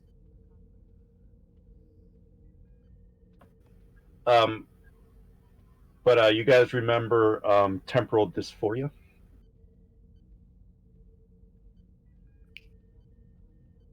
Oh, you would be basically making 2 more time jumps. That's only going into yourself, though. If you're pulling from yourself again. Yes and no. I know my trick.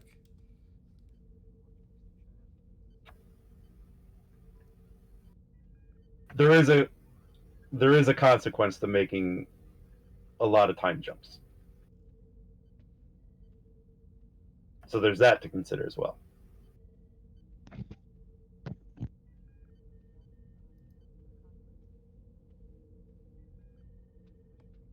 Would DeGrasse be aware of that based on his temporal mechanics focus? No. Okay. Because in your timeline, it doesn't actually exist. Like the math is there, but the actual jumping and figuring out what happens when you jump through time is not there. So you would technically have no knowledge of it. Gotcha. But I guess they probably would have told you that, hey, we got to watch your jumps.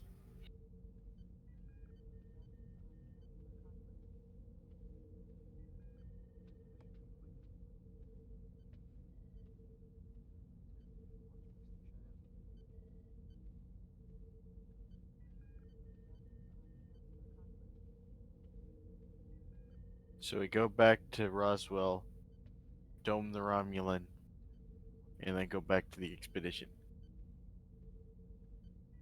That's all I got. Yeah, like I said, that's an option. You have the option of stopping it entirely from the beam ever happening.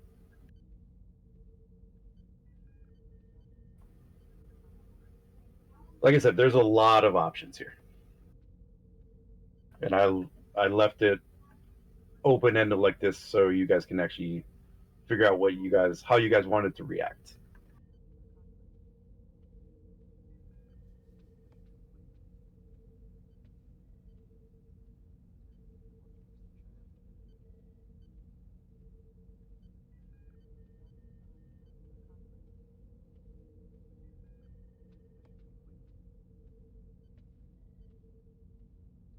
Yeah, technically, even if when we stop him back in 1947, we would have to then be beamed back to our normal timeline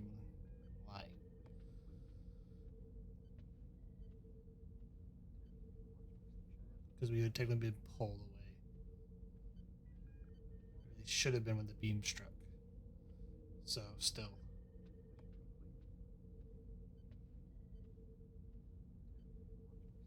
This is getting into the gray area or the uncertainty area of temporal shenanigans. So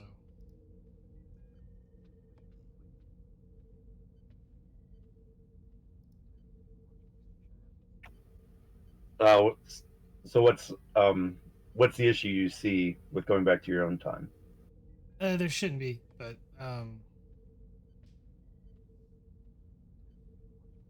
never mind. I'm overthinking something.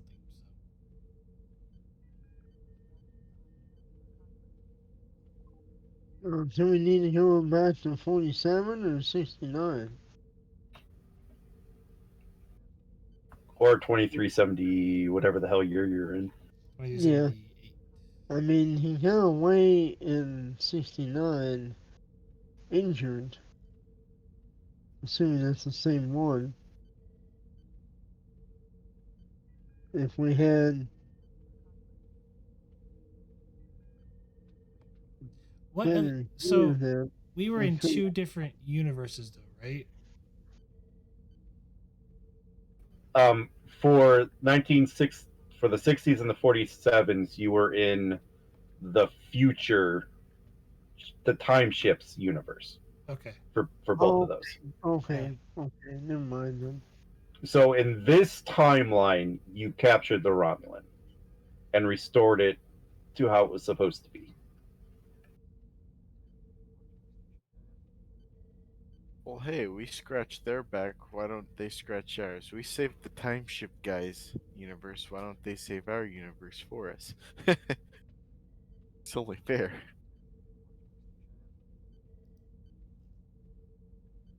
You know, that pesky temporal time directive and such. Oh, come on. Is their prime directive just to let everyone else do the dirty work for them?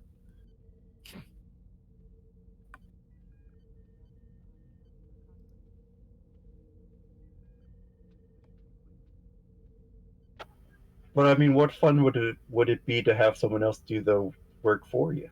I don't know. I just, I don't know what's going on anymore. Maybe I'm dumb. I'm lost a little bit. That's because we're going in circles. Yeah, like after a few spins around the Ferris wheel, I'm just a little lost. Of all of them, making or stopping the beam altogether made the most sense to me. Or like stopping the Romulan like before they did anything made the most sense to me. We have two options. We can go back into our original timeline and stop the beam entirely, and it would effectively destroy the multi-universe spectrum that was created as a result of it. If we go back into the past and stop him, then we can essentially correct, stop him in the past at 1947 and stop him from ending the Federation, before it even Okay, well gets that formed. that sounds like the best plan. But it still allows the multi-universe to exist. Uh, let's do that then. My only caveat is, though, what did the beam damage to the solar systems did it do though? Did it destroy the sun when the beam happened, or was the No, sun? no. Just like knocked out power and damaged infrastructure. Okay. It didn't blow up. It didn't blow up the sun or anything like that. Okay. I Which- say we go back to Roswell and see what happens. I was already leaning to that because that was my original thing to do. Was let's go back to 1947, and then hopefully we get back to the future. I think that that makes the most sense to me based on those explanations.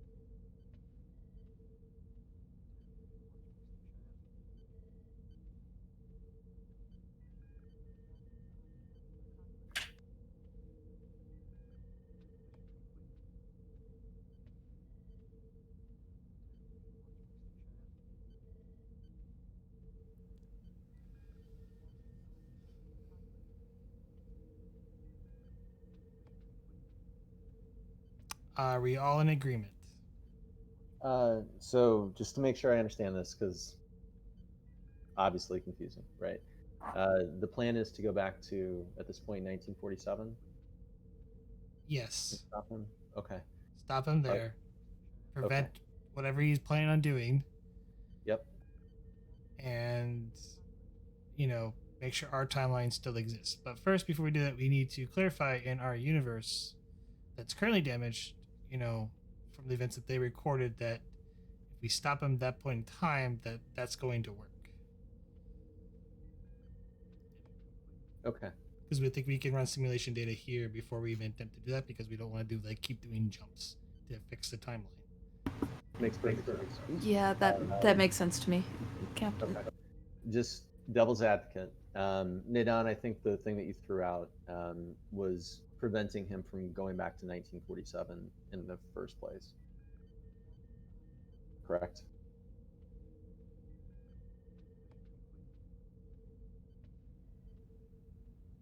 We're still allowing the beam event to occur. Okay. Which creates the multi-universe. We're just going back to the point in time that he went back to in our universe and stopping him there to prevent the destruction of the Federation. Gotcha. And so, GM, if we take Nidan's idea, prevent him from going through like a time rift or something like that, that would stop the creation of the multiverse. Correct? No, him entering the time rift is not what caused the multiverse. It was the beam, not him entering it. Okay. Do we know of any bad effects that occurred as a result of him going back to 1947 that wouldn't occur if he didn't go back then?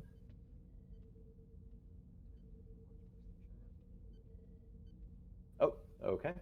Sounds good. Yeah, no.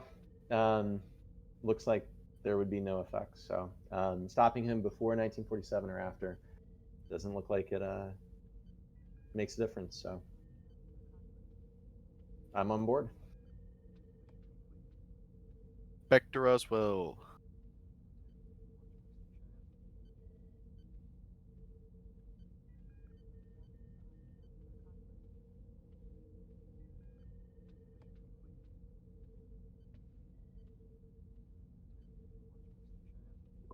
Well, I assume we're going with the gear, similar gear We're we not, took last but- time, or nothing at all.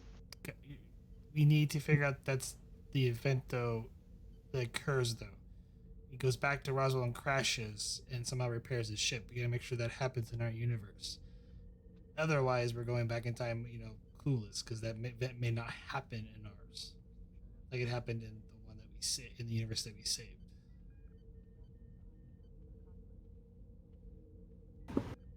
Isn't there a database here that we could search to see what happens in our timeline to mess it up?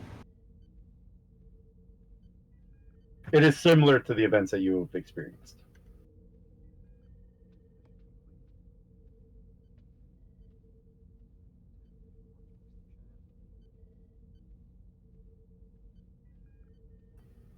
So in your timeline, just imagine that he still crashed in 1947.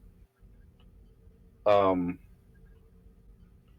he remained on Earth for what was it, 20 something years, almost 20 years, preparing, and then the thing that he was going to try to do in the 60s, there was no one to stop him, so he succeeded.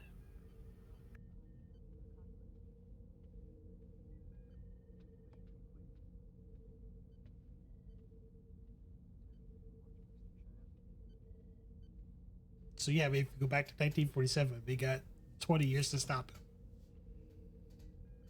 I mean, so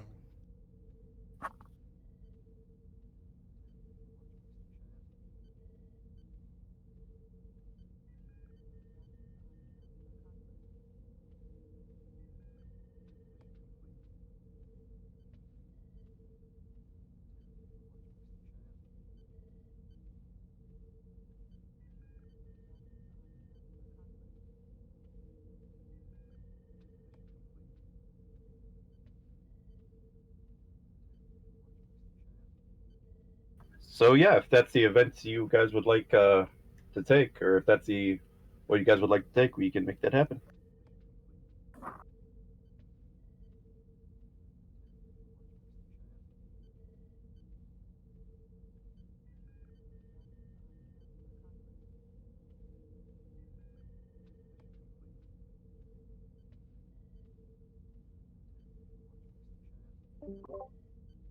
And we know where he's going to crash, correct?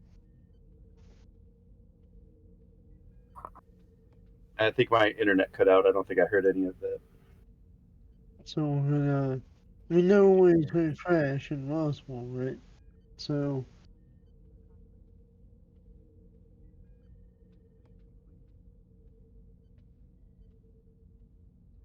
we just take phasers and end him, or what? What you gonna what you gonna do?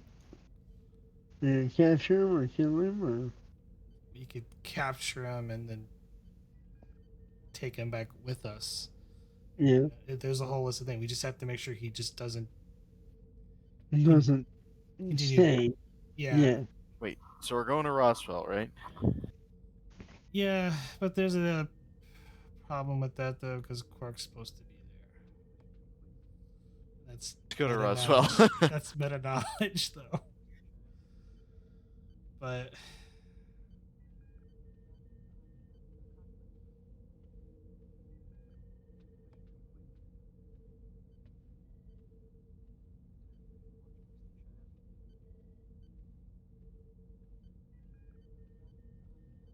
yeah, I don't think my just character would really even know that, so scratch that.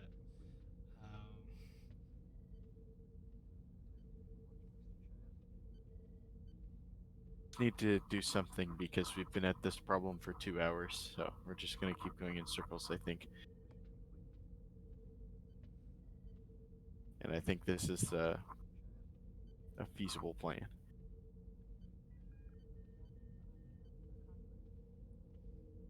I think it's mostly guaranteed a success if we go back to 1947. But if we go back to our timeline, we all manage to get back into our ship. There's no guarantee they still won't go into the past, and we're not able to fall, back in time with him.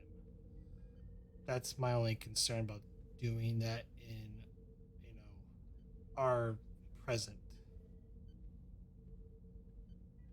Yeah, I think we should go to Roswell.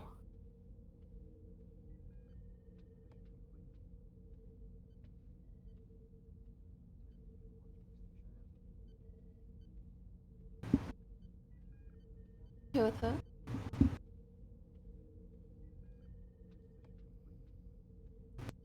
Captain Prax to Commander Keith. Go ahead, Captain. Are you able to transport us back in time into our universe to the events of 1947, around the same time period as, or help prevent our Romulan friend from altering our timeline? Yes, yes, we can, Captain. That way, it still ensures the creation of your universe and so many others. Yes, Captain. While your crew was resting, we were able to fully repair and recharge our ship, so we are able to send you back into your universe and to any time that you require.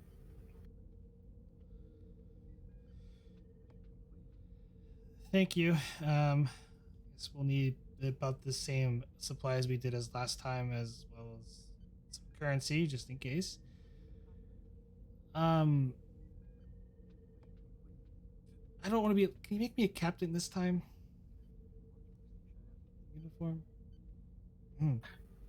You could have whatever uniform you'd like, Captain.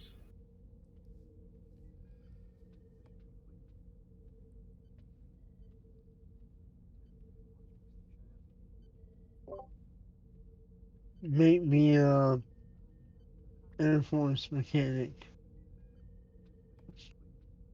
or whatever, so I fit in better. Yeah. In the interest of time, you guys can pretty much wear whatever what you guys did last time, with a few alterations. Captain wants to be a captain. Blah blah blah blah blah. The gear is not an issue, like it was last time. It's not an issue. Whatever you guys need to bring.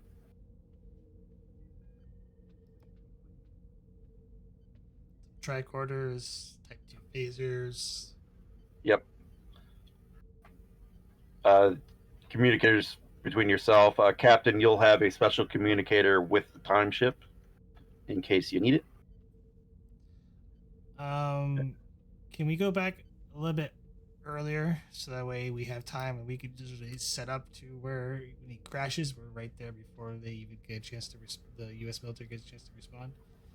Yep. Yeah, I'll give. So what they'll do is they'll send you back to the coordinates exactly about 10 minutes before the crash. That actually works. They're accurate now. Just in case, I think Casey will also bring a period weapon, and just in case he needs to use it, like not just his phaser. Yep. Probably like a 1911. Cool. Yeah. So whenever you're ready, we can do that.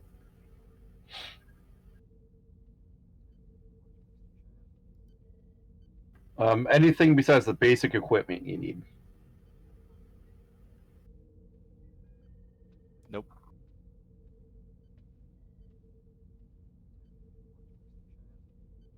Maybe like an official-looking letter from intelligence. That would be it, I think. So in case that ID pesky badges. colonel comes back, yeah.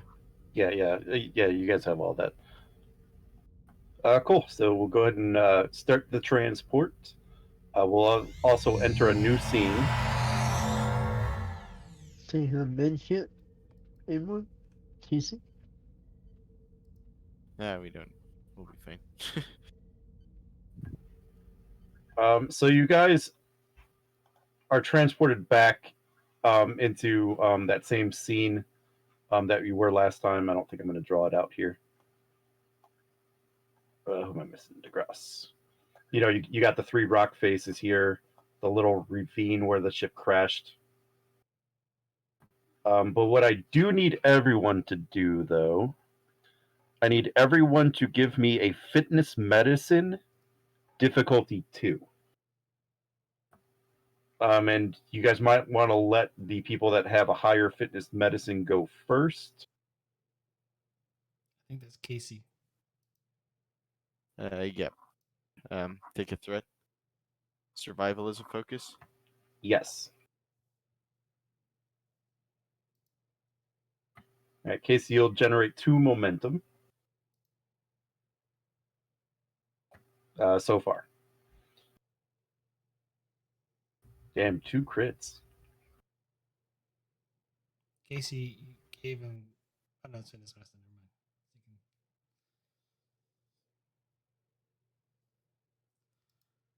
Never mind. I'm rolling a 9, so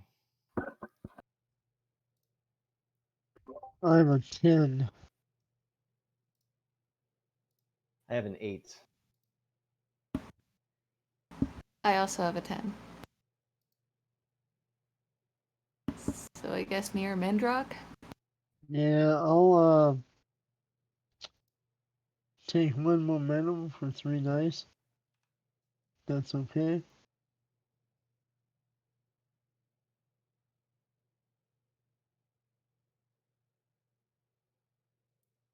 Of course. There's determination, Mendrock. Yep. Not to use my determination.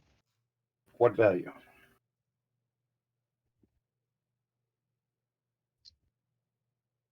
Understand. Yeah, understands technology better than people. I don't think so. Alright. How about pushing the boundaries of science? Yeah. How about that one? If you could sell me on it, I'm on the fence.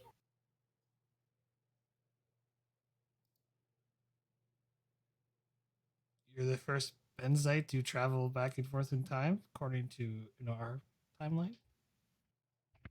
Multiple times.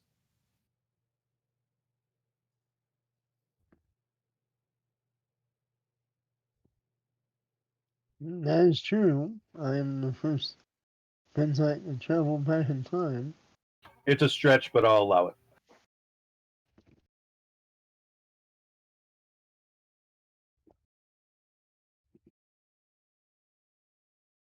Thank you. So that gives me enough for my rerolling with that.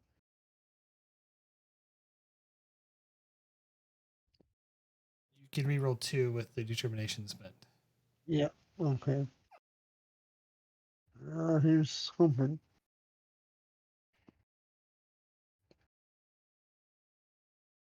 Yep, you pass.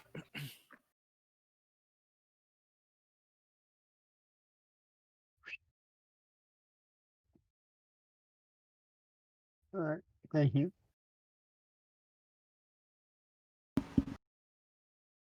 Okay.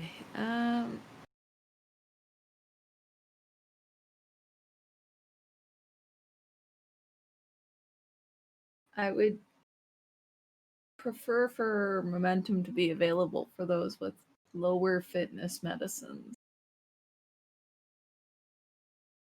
I'm just going to give him threats. So Okay. Then I will take a momentum then.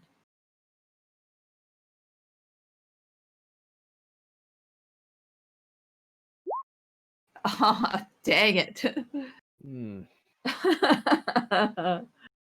Okay. It could be worse.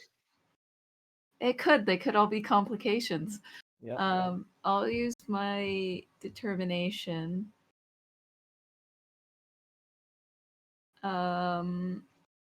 Challenging the value that setbacks are lessons. Sure.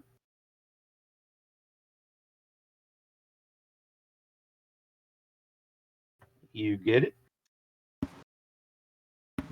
Thank goodness. Okay.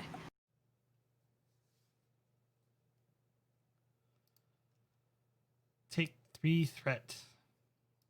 And I'm going to also use my metal Starfleet citation for conspicuous gallantry. So I can roll 3 challenge dice. And each effect, you don't take the threat.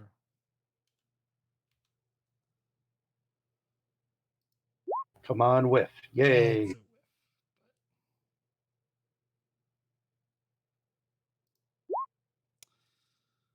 Oh my god. So close. Womp womp. Don't really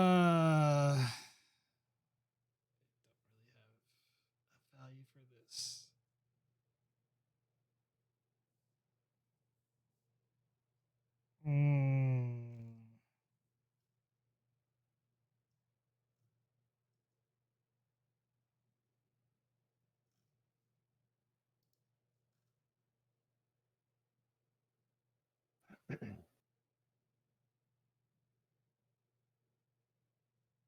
What kind of injury am I going to be suffering on this?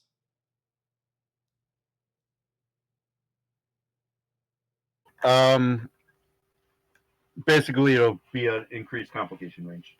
Would be the mechanical effect. I'll take that. All right. So for the rest of the episode, you get a +1 complication range. Or I should say, until you are treated properly, you get a +1 complication range to all rolls.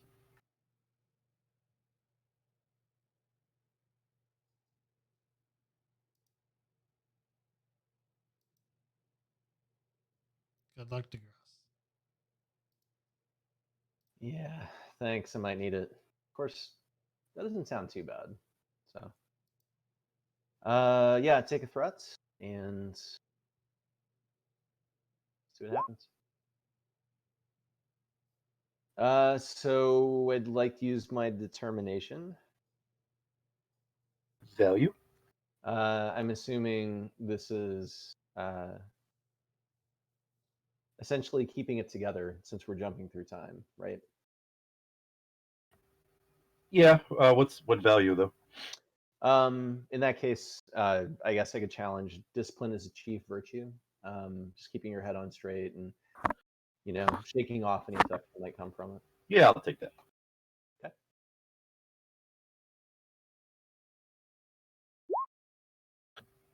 Yep. Only the captain suffered ill effects from the time jump. So you guys beam down to the site, and Captain, when you rematerialize, you start to you have like a really sharp pain like right behind your eyes that lasts for a few seconds before it goes away. Your vision becomes blurry, difficult to stand. But after a few moments, you're able to right yourself.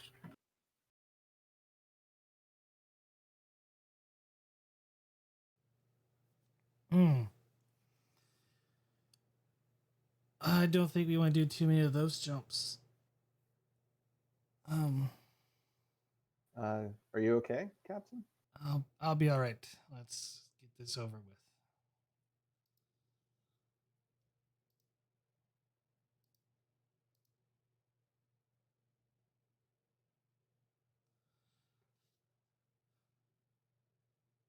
Let's take up positions.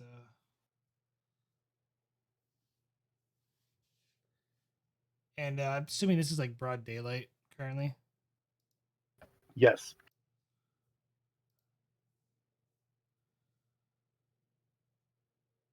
Commander Nidan, watch out for the farmer.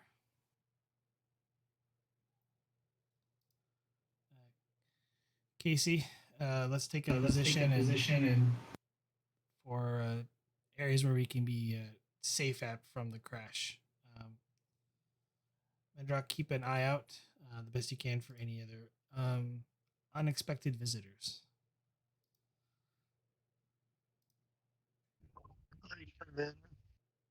Yeah, we all have some badges.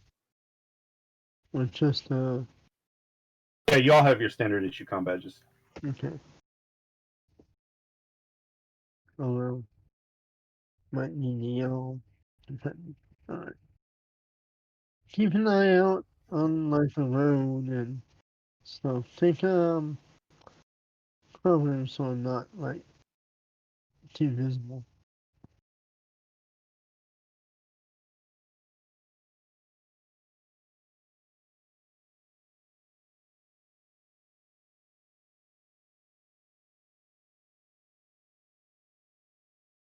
All right, so I just need to know where everyone wants to be.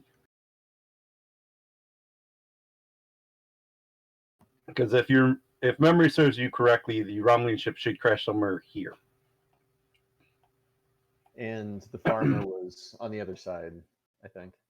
Yes. Okay. Yeah, the farm is off in this direction. So A ways away, but like if you were to come from the farm, it would come from that direction. Gotcha.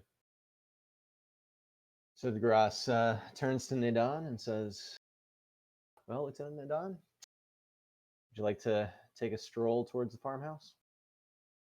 Just keep an eye out for him. No, I know. We're gonna walk a little ways down there and, go off the trail and find a hiding spot. Or do you want us to look out like from here?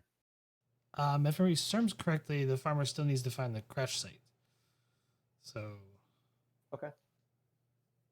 All right. Well, I guess stroll over to the ridge here and just keep a lookout. I will come along as well.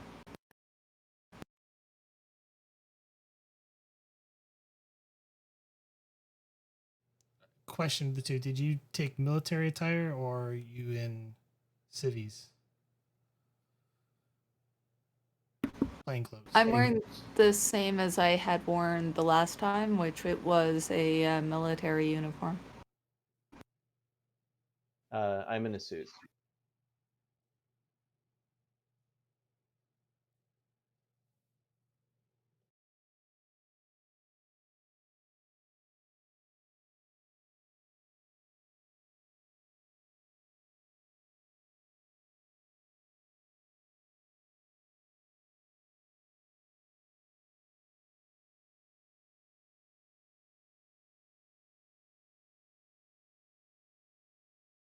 All right, just need to know where Casey and Mandrake are. I'm with the captain, taking a position, waiting for the crash. I was keeping. I was going to like find a tree or a rock or something to keep watch from behind, like so stay out of sight, like keep an eye on like the road and stuff. All right. So you guys wait, about probably about 8 minutes or so.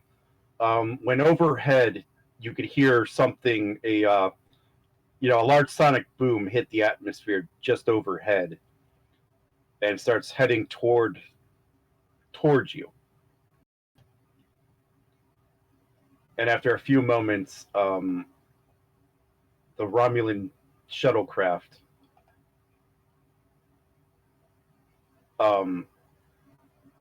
makes a crash landing inside this ravine about there, leaving like a crash marks there, like the indentation of where it hit, and skid across the ground, finally coming to a rest there, where the circle is.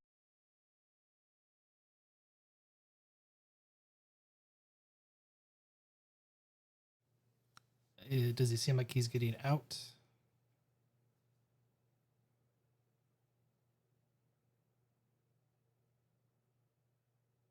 After a few moments, 3 Romulans exit the shuttle.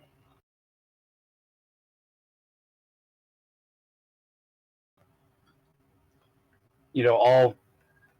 Oops, that's a ship. That would be bad. They all have cuts and bruises on them. They're bleeding the green blood. Does any of them look like what's his name? Shall not be named.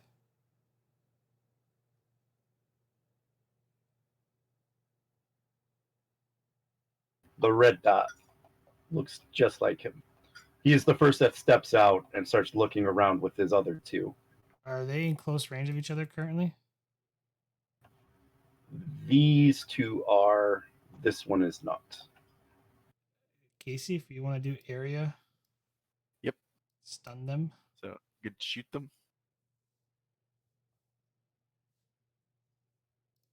Don't forget you have charge on the phaser. Yep. So I'm good to shoot them. You're cleared to fire. Awesome.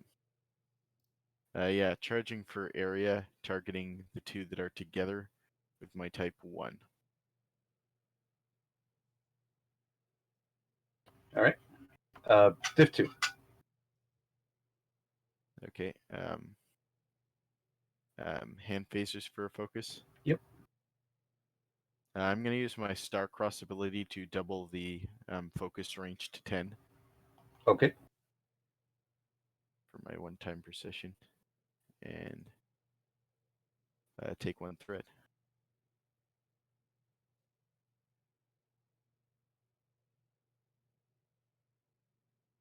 I'm not sure. All right, One so of you'd the- have 5 successes total. Yep. Yeah, so you get 3 momentum, So and you can shoot damage. I don't have a type 1 in here. It's 3 challenge dice or 2. It's 1 less than the type It's 2. 2. Yeah. 2 Okay. plus security. Awesome. I'm gonna spend one of those momentum to reroll. 4. Come on, whiff.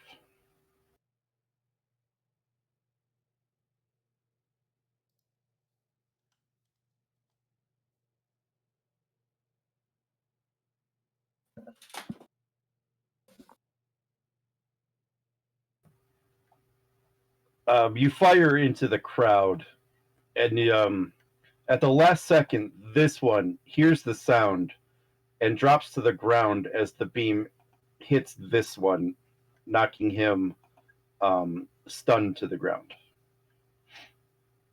Which one? Oh, I see. There's 2. So that one technically took damage, but I haven't had him avoid it. So I tried to do it with flare. Right. You can do a swift I would like task. to. Yeah, I would like to swift task and shoot him again. Shoot the guy that dropped to the ground. Yep. How much damage did you do, by the by? 7 total. 7? Okay. Okay. And then you have a talent that does not increase your Yeah, difficulty, fire correct? at will. Yeah, fire at will. Take 1 threat. I do enjoy threat. You get 2 momentum.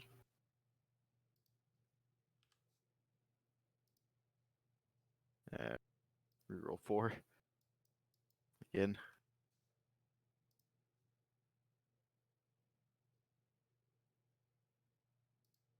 The second one, since he's still on the ground at this point, hits him directly in the side, and he starts bleeding profusely from the burned marks on his rib cage. How many times am I gonna have to kill this guy? Each time I do so much damage to him. So he does have 2 injuries at this point, so it is a lethal injury. Great, another guy I gotta fix up. Spending 2 momentum to keep the initiative. And I'm gonna fire my phaser at that guy.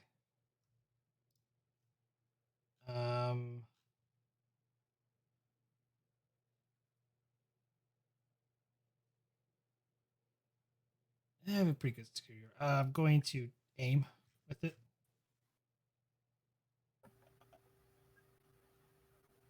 Yep. And take a threat.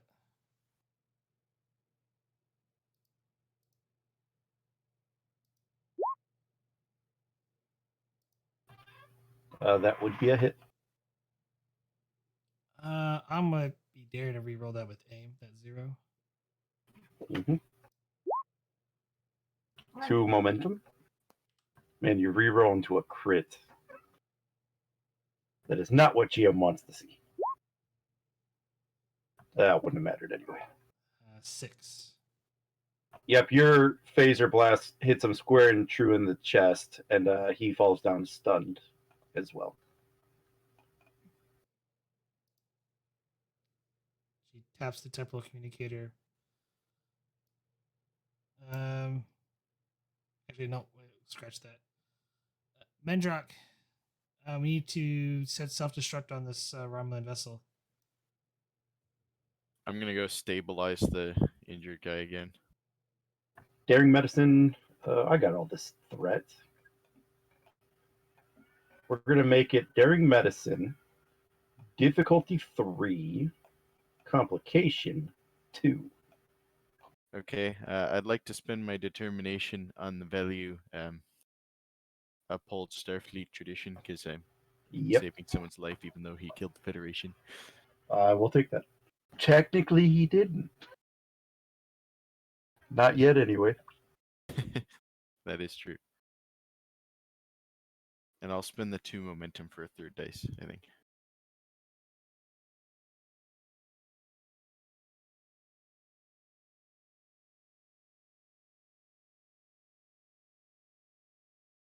Nice. That's 4. So you get 1 momentum, I guess. Yes. Is it 1 or 2 momentum to quash a complication? 2. Damn.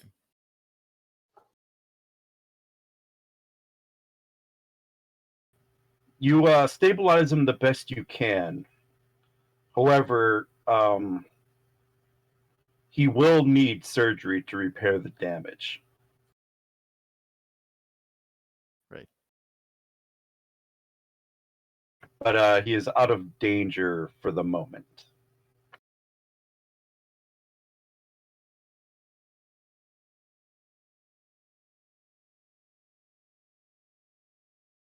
Mendrock is AFK, and the Ross and the Don are going to dealing with the farmer. Yep, we could probably do the farmer now. Yeah, do that farmer while he's back, because Mendrock's going to need to set Yep. self-destruct. Nadon and DeGrasse, in the distance, reacting to the noise, you see the farmer come out of his farmhouse. Look over in your direction as he grabs the shotgun lying next to the door. And you see him start heading in your direction. DeGrasse stealthily taps his comm badge. Well, Captain, farmer incoming. Do you want us to hide so we can see the wreckage?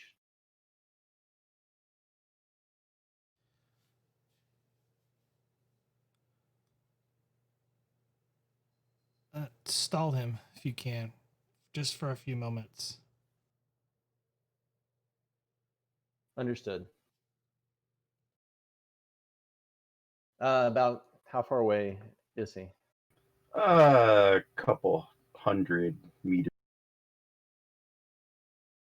DeGrasse will look over at Nadon and say, well, what was your rank?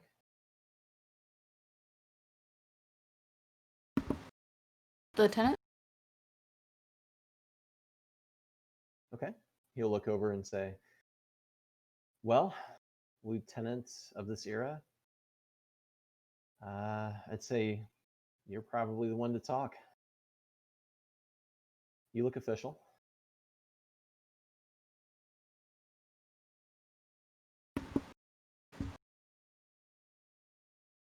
All right.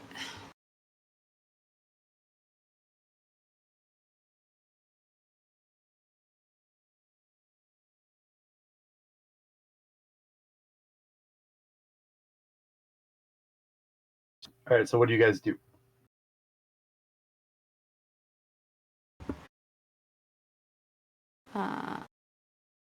I'll step out into the open in my uniform. He sees you, and he pumps the shotgun, charging it, and says, "Who are you? What are you doing on my property?"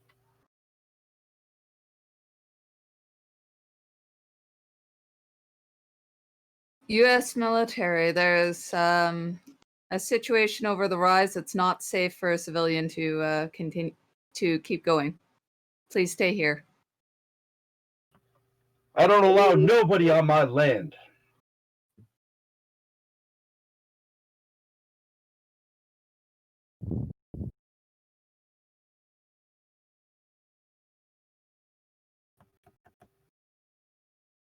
Be that as it may, sir, we can't let you go over this rise for your own safety. Why? What do you have hidden over there? Lieutenant, may I jump in? Yes, feel free. DeGrasse puts on his nerdiest sort of body language.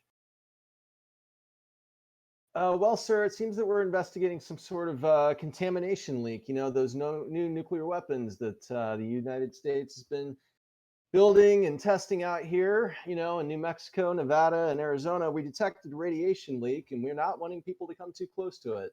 It's a combination of health, and it's a combination of, national security, sir.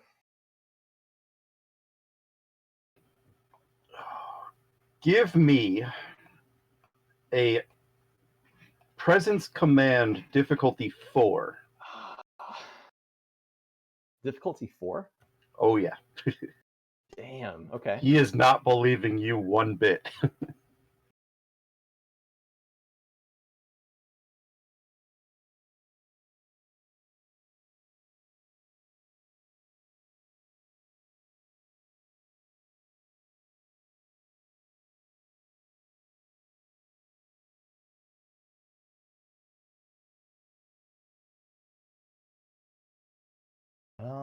Okay. So persuasion for focus. Yes.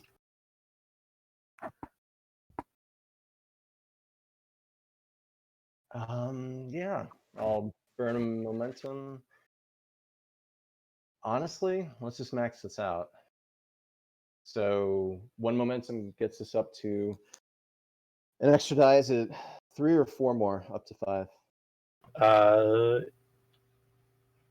Did you already spend the momentum? Yes. All right, then I'll be that momentum and 4 threat. The max dice.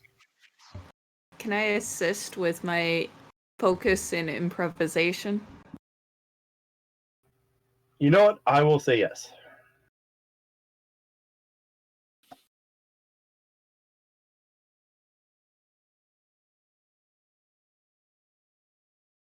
Yeah. Let's see what happens. All right, Nadon. I'm out of determination. Okay. That's not good. I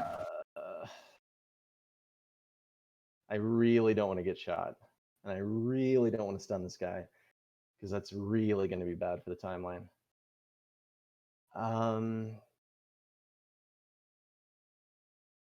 Yeah, I'll challenge a value. 2 Spirited sessions debate. in a row, we challenge values. Damn. Yeah. Spirited debate is good debate.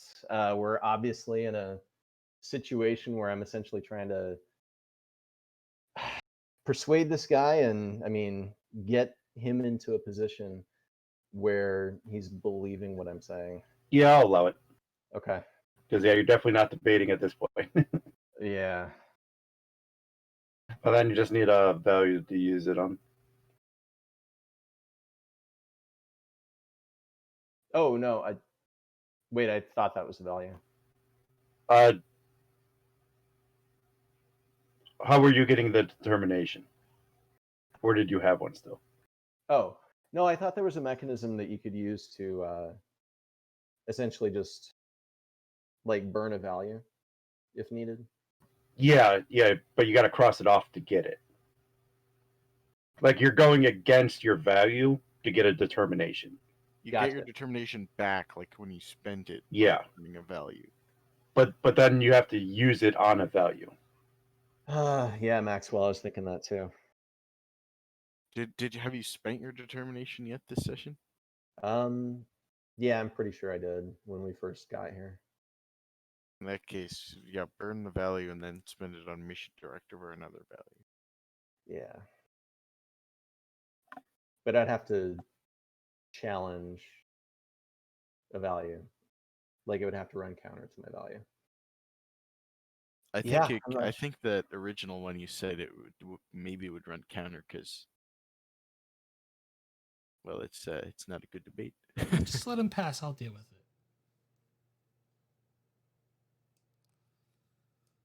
All right. I It's just an don't want option. anybody to get shotguns. So. I mean, we're all on military tires, so. Well. Does it stand? It stands. Captain's orders. I mean, you can't. You can also challenge. It's up to you. It's your role. So. No, no. Let's do it. Let's let it stand. And he grabs the shotgun and readies it and says, You government types always impeding on us taxpayers. This is why we have the Second Amendment, to keep you from interfering in our lives. Now I demand you let me pass and see what's going on my property.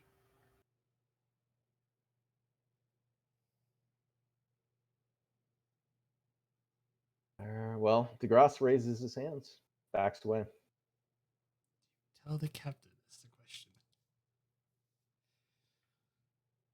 And he walks between you, keeping his gun trained on you as he starts walking backwards toward the ravine. He's probably still a good 100 meters out from where you guys encountered him at. So, he starts walking away, and looking over his shoulder, making sure you're not moving, walking toward the ravine.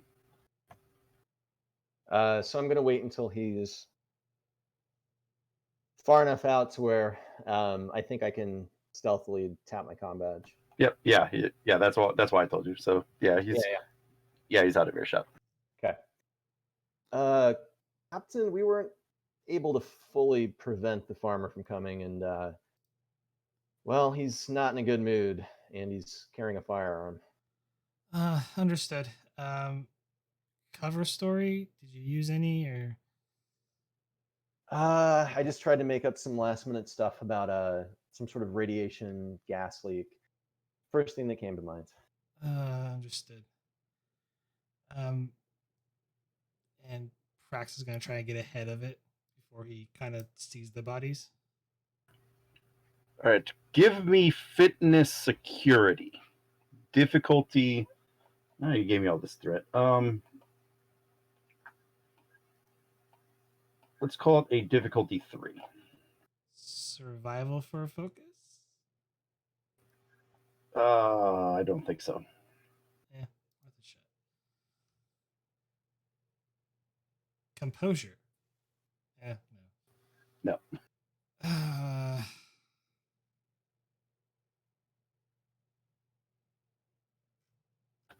Like it'd be more like athletics or something along those lines. Endurance. I was going to like increased complication given the whole psychosis thing going on. Say difficulty 3. Yep. Take 3 threat. I feel I'm gonna need the determination here in a bit.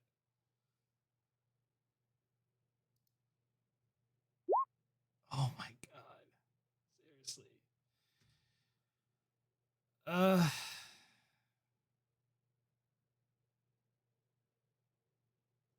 Can I spend my determination on the temporal directive to try to maintain the security of the timeline?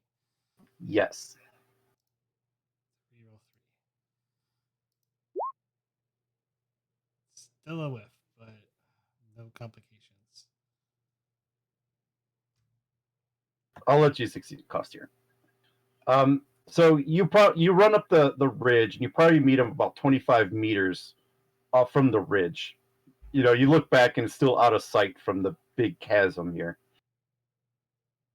You are out of breath, however, breathing heavily.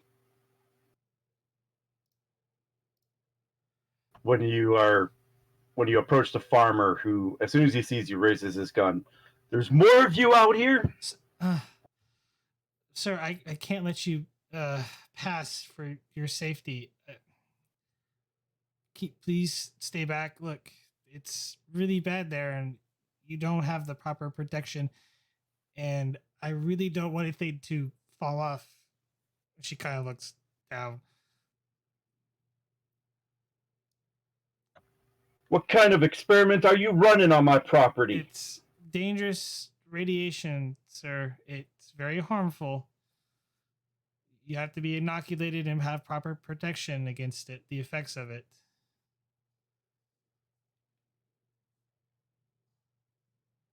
And he tries looking over your shoulder to see what's going on. It's a very bad... sir, I can't let you see. There's top secret stuff down there. Give me presence command. This is going to have to be a difficulty 5. Difficulty 5, you say? Yes. Persuasion for a focus. Yes. Take 6 threats, and I still have a second Starfleet citation for conspicuous gallantry. Also, does diffuse the attention count in this case? Yes. Okay. So 5 threat. So I get a free dice. Right. And you're rolling to see if I don't get any. Also, I have the palm leaf of Zenkithi Cardassian Peace Mission medal. Once per mission, when attempting to persuade tasks in an effort to prevent violence, the character may reduce the difficulty of the persuade test by 1. Diff 4. You could also use the star cross to double your range. I do have that. I will do Your that as well. focus. I will use my Starcross as well. Okay. Pulling out all the medals. So how much threat do I get? 5 threat, and I'm rolling 5 challenge dice to see how much threat you actually get. 3. 3.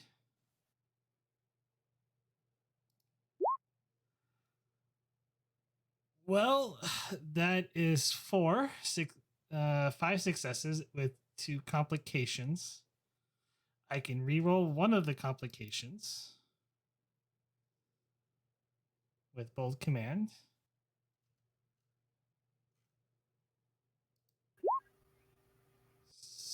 Um, 2, 4, 5, 6. So 2 momentum, squashing the second complication.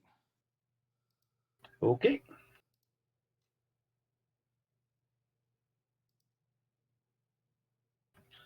He looks, he finishes looking over your shoulder and then looks back at you.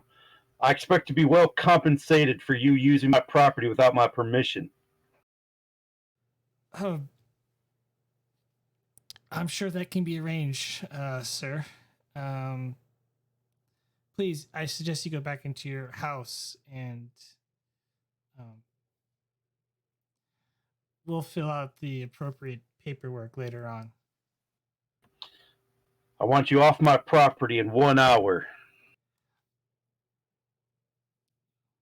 Of course, sir.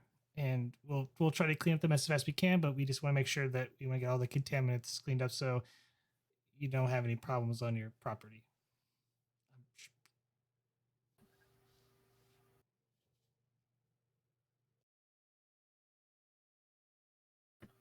He lets out like a disgruntled groan and then moseys on back to his home.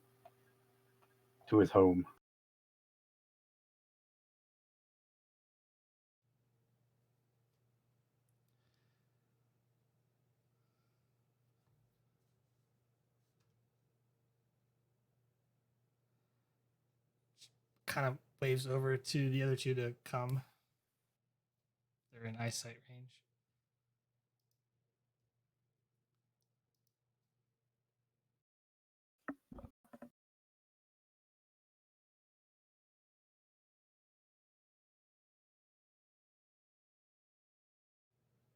She heads back down and it's like, we need to destroy the vessel and get everyone out of here.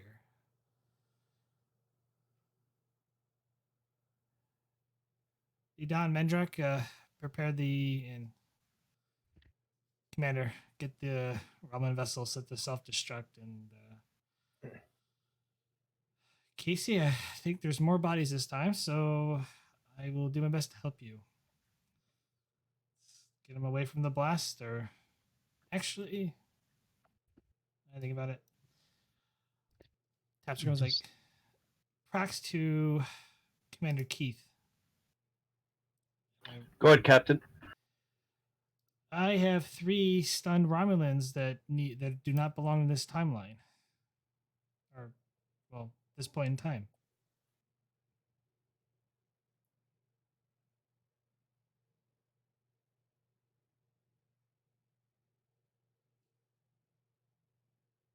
That I cut out. Nope, he's listening.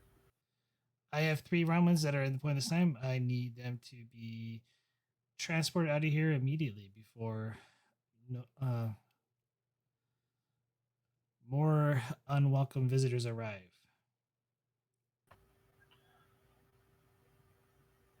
Very good. I think I could transport all of you back into the proper timeline, Captain. We still need to set the self-destruct for the Romulan vessel. Or can you just transport that? And We are able to get a lock on the ship too, Captain. then just destroy it or whatever. GM, quick question actually. From was it last session or the session before? Based on our research, do we know if the U.S. government was supposed to find the vessel, like they did theoretically, quote unquote, in the real world? That's where the quirk timeline comes in. Gotcha. 2 crashes happen at Roswell. All these crashes. So yeah, this actually happened the day of the paper was released. Quark's crash happened 3 weeks before. Yep. So that's probably why the fire was really bad. Gotcha. Makes sense. Oh, okay. I need to watch that episode. Very well. Beam everything up and get us out of here. Stand by.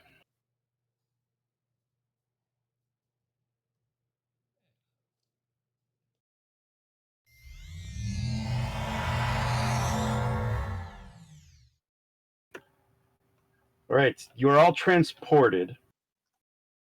I need everyone to give me another fitness medicine difficulty 2.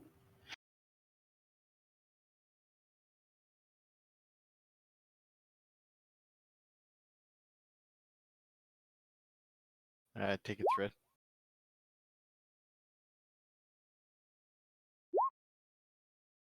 Yes.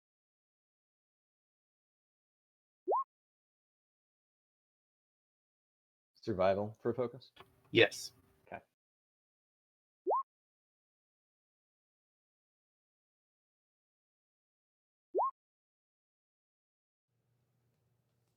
Literally just Mindrock. All right. So we'll start with Mendrock. Passed. Yeah, that's why we're starting with him.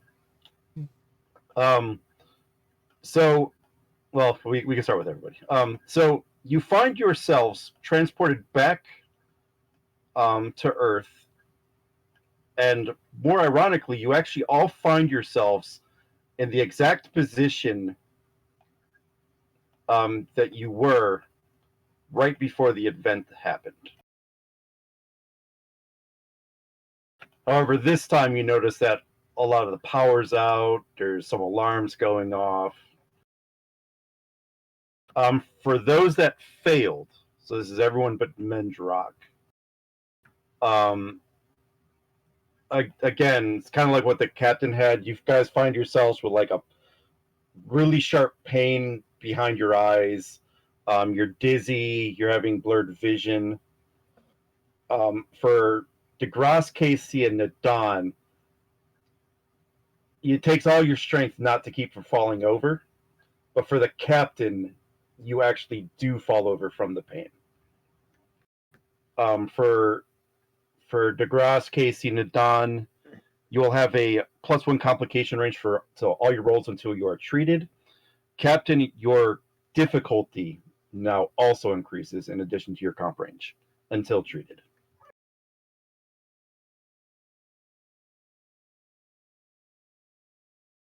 So this does not go away at the end of the episode. This requires a doctor's touch.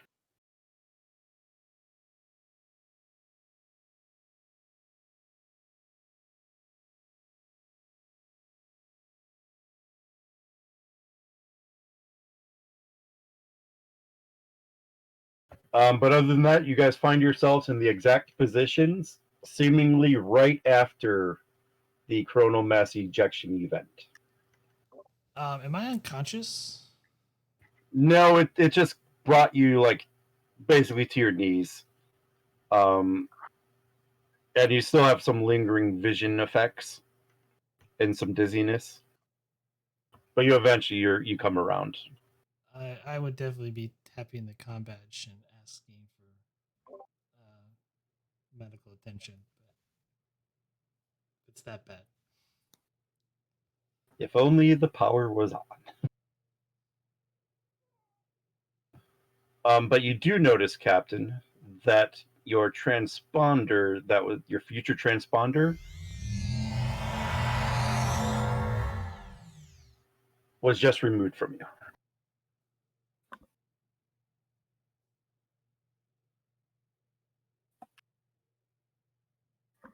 Curse you, Keith. Curse.